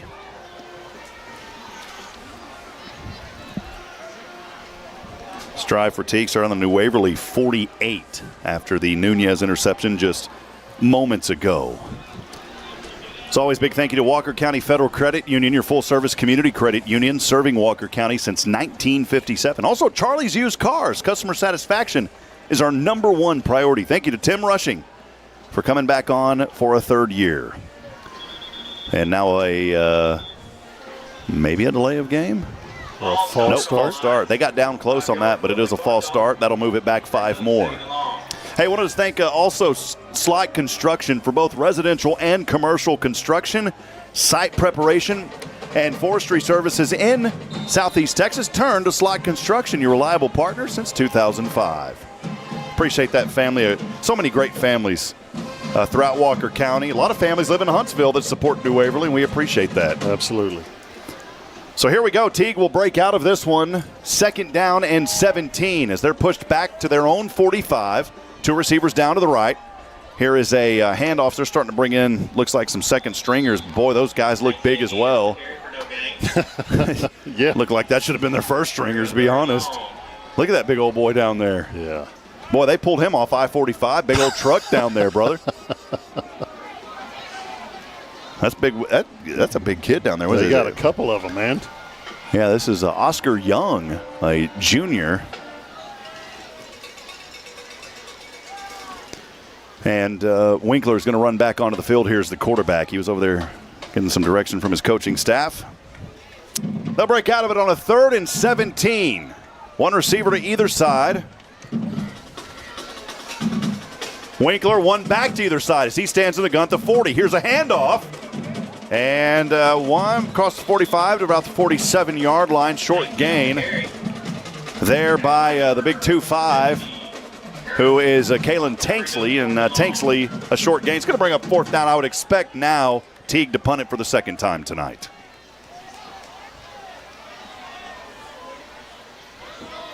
Check our fan line here. We've had quite a few texts coming in tonight. Don't have any more since the last update. But many of you are joining us here on YouTube. So here we go, 4th down and 17. Nathan Dippery set back to receive around the 25. All alone. The punt here by Alex Lopez from the 40. That's a good punt. Dippery's not going to have a chance to return, but this one, Wow. Ran. He had a chance to get that down there at the 1, didn't he? But he wasn't able to stop. Yeah. So it is a touchback, and that's where New Waverly will have it. And try to just put something here with 1:18 to go, 39-7. Obviously not going to be able to come back in this one, but they've got a chance to at least come out with a little bit of momentum here and a positive takeaway tonight. A lot of positive takeaways in that first half. Absolutely. I'll tell you what, that first half was not the first half Teague was expecting from New Waverly, that's for sure. So that'll put it on the 20-yard line after the touchback there on the punt. New Waverly will send 3 receivers there to the right, 1 down to the left. Jace Card in a quarterback. Card is there. Luke Dahl down there. That's good to see Luke. Remember, he cramped up earlier in a false start. Here's going to move New Waverly back 5 more. Well, at least that's what I thought. I guess not. I think they hadn't started the clock yet. There was something going on with the clock. Now they will whistle this one into play. No penalty. And here we go. First down and 10 for New Waverly from right to left from their own 20, trailing 39-7, 1:16 to go here in the 4th. We'll have a very brief post-game wrap-up. Make sure to stay with us. There's a handoff across the 25 to around the 26-yard line. Yeah, about a 6-yard gain. Trevia Davis II. I'm glad to see he is healthy. We had gotten some reports he may have been banged up a little bit at halftime, and doesn't appear to be as serious as we thought it was. We need to get Trevia Davis III to see if he can switch with Nathan Dippery and wear number 3, because then you'd have his brother at 2 and he at 3. That'd be easier. 2nd and 5. Handoff. Not much there. Maybe back to the original line of scrimmage on the right side. Bulldogs on the carry. Met by Teague Lions. They'll bring up 3rd down. The ball carrier there for New Waverly, I think that went to Khalil Major. We've seen him in there a few plays here in the second half especially. Trevia Davis will line up as a receiver as part of a no, he won't. He'll head over to the sidelines. Nathan Dippery out there as a receiver. He'll come down to the left side, and there's some confusion down there. The guys don't know where they're supposed to be. Now they've got it down. They've got it together now. Leo Escobedo down there with Dippery on the left side, 1 receiver up top to the right. Got your tight end there on the right side as well. In the gun. And I don't think he got it off. Jace Carr did not get it off in time. And that'll wrap it up here, 39-7. We'll take a very brief break. We'll break this one down very quickly. I know you got to get downstairs. We'll do a very quick 1-minute post-game wrap-up. Stay with us. This is New Waverly Bulldog football on SHN.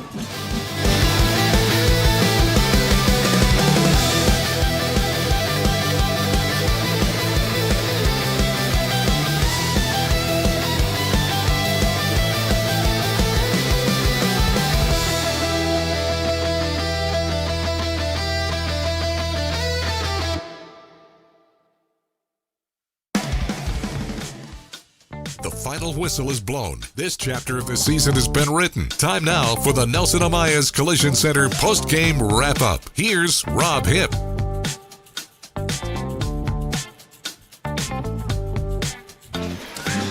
Post-game wrap-up brought to you by Nelson Ameyas Collision Center. They've been serving Huntsville for many years, since 1999, where honest work meets community focus, keeping Walker County safe and smiling since 1999. A tough night here, obviously, for New Waverly as they fall in this ball game. The scoreboard already went off, but I believe it was 39-7 your final. I know you got to get down. Just wanted to do a quick wrap-up. We got a lot of equipment we got to take out of here as well, but not the way you want to start, but I'm always positive. I'm never going to put this on a coach or a kid. These young men work hard, and these are very good teaching moments, this coaching staff, and there's some new leadership out there on the coaching staff as well. These guys are going to have this as a great teaching moment. They're going to go home, process this one. The bus ride home is going to be quiet. Yeah. They're going to go over it next week. They're going to put it behind them and look forward to the next ball game. Well, these games don't count till district starts, right? That's why you have 4 preseason games. This is a young team. I think a lot of lessons were learned tonight. They certainly have plenty to work on next week, and I'm proud of these guys. I know they put the work in, and it's we got Orangefield next week. We come right back and hit Crockett at home, and then we have West Hardin as a final tune-up game before we hit the district schedule. Next week's not going to be any easier. I mean, I know they were beating Woodville, which is a very, very strong team in our district. They got plenty to do this week, so it'll be interesting. Well, Matt, partner, 1 in the books. 1 in the books. 9 more to go, and we're just going to keep supporting them. And I want to encourage folks, do me a favor, please. When you see these coaches around town, go up and give them a pat on the back and tell them you support them. You don't know how much that helps these coaches. And when you see these young men that play on the field, if you see them in town, go up and give them a pat on the back and tell them you support them. That goes such a long way in helping to create and build a positive culture. And New Waverly, you always do that, and I know you'll continue to do it. That's right. Well, hey, that'll wrap it up. We'll be back at it on the air next week. Make sure to join us right back here on SHN as we continue to promote the good here in New Waverly and with your New Waverly Lions. For our good friend Matt Register, I'm Rob Hipp. For Nathan Height, also James Mashi, who we call Mariachi. There's a song about him. He's doing a great job tonight. We appreciate him. I'll wrap it up tonight with this, reminding you, friends, that we're not strong enough alone to make it on our own. We need each other. So please provide a word of encouragement, lend a hand of support. I promise somebody out there tonight needs you. Good night, New Waverly. God bless here from Teague, Texas. We'll see you next week. Until then, go Bulldogs. So long, everyone.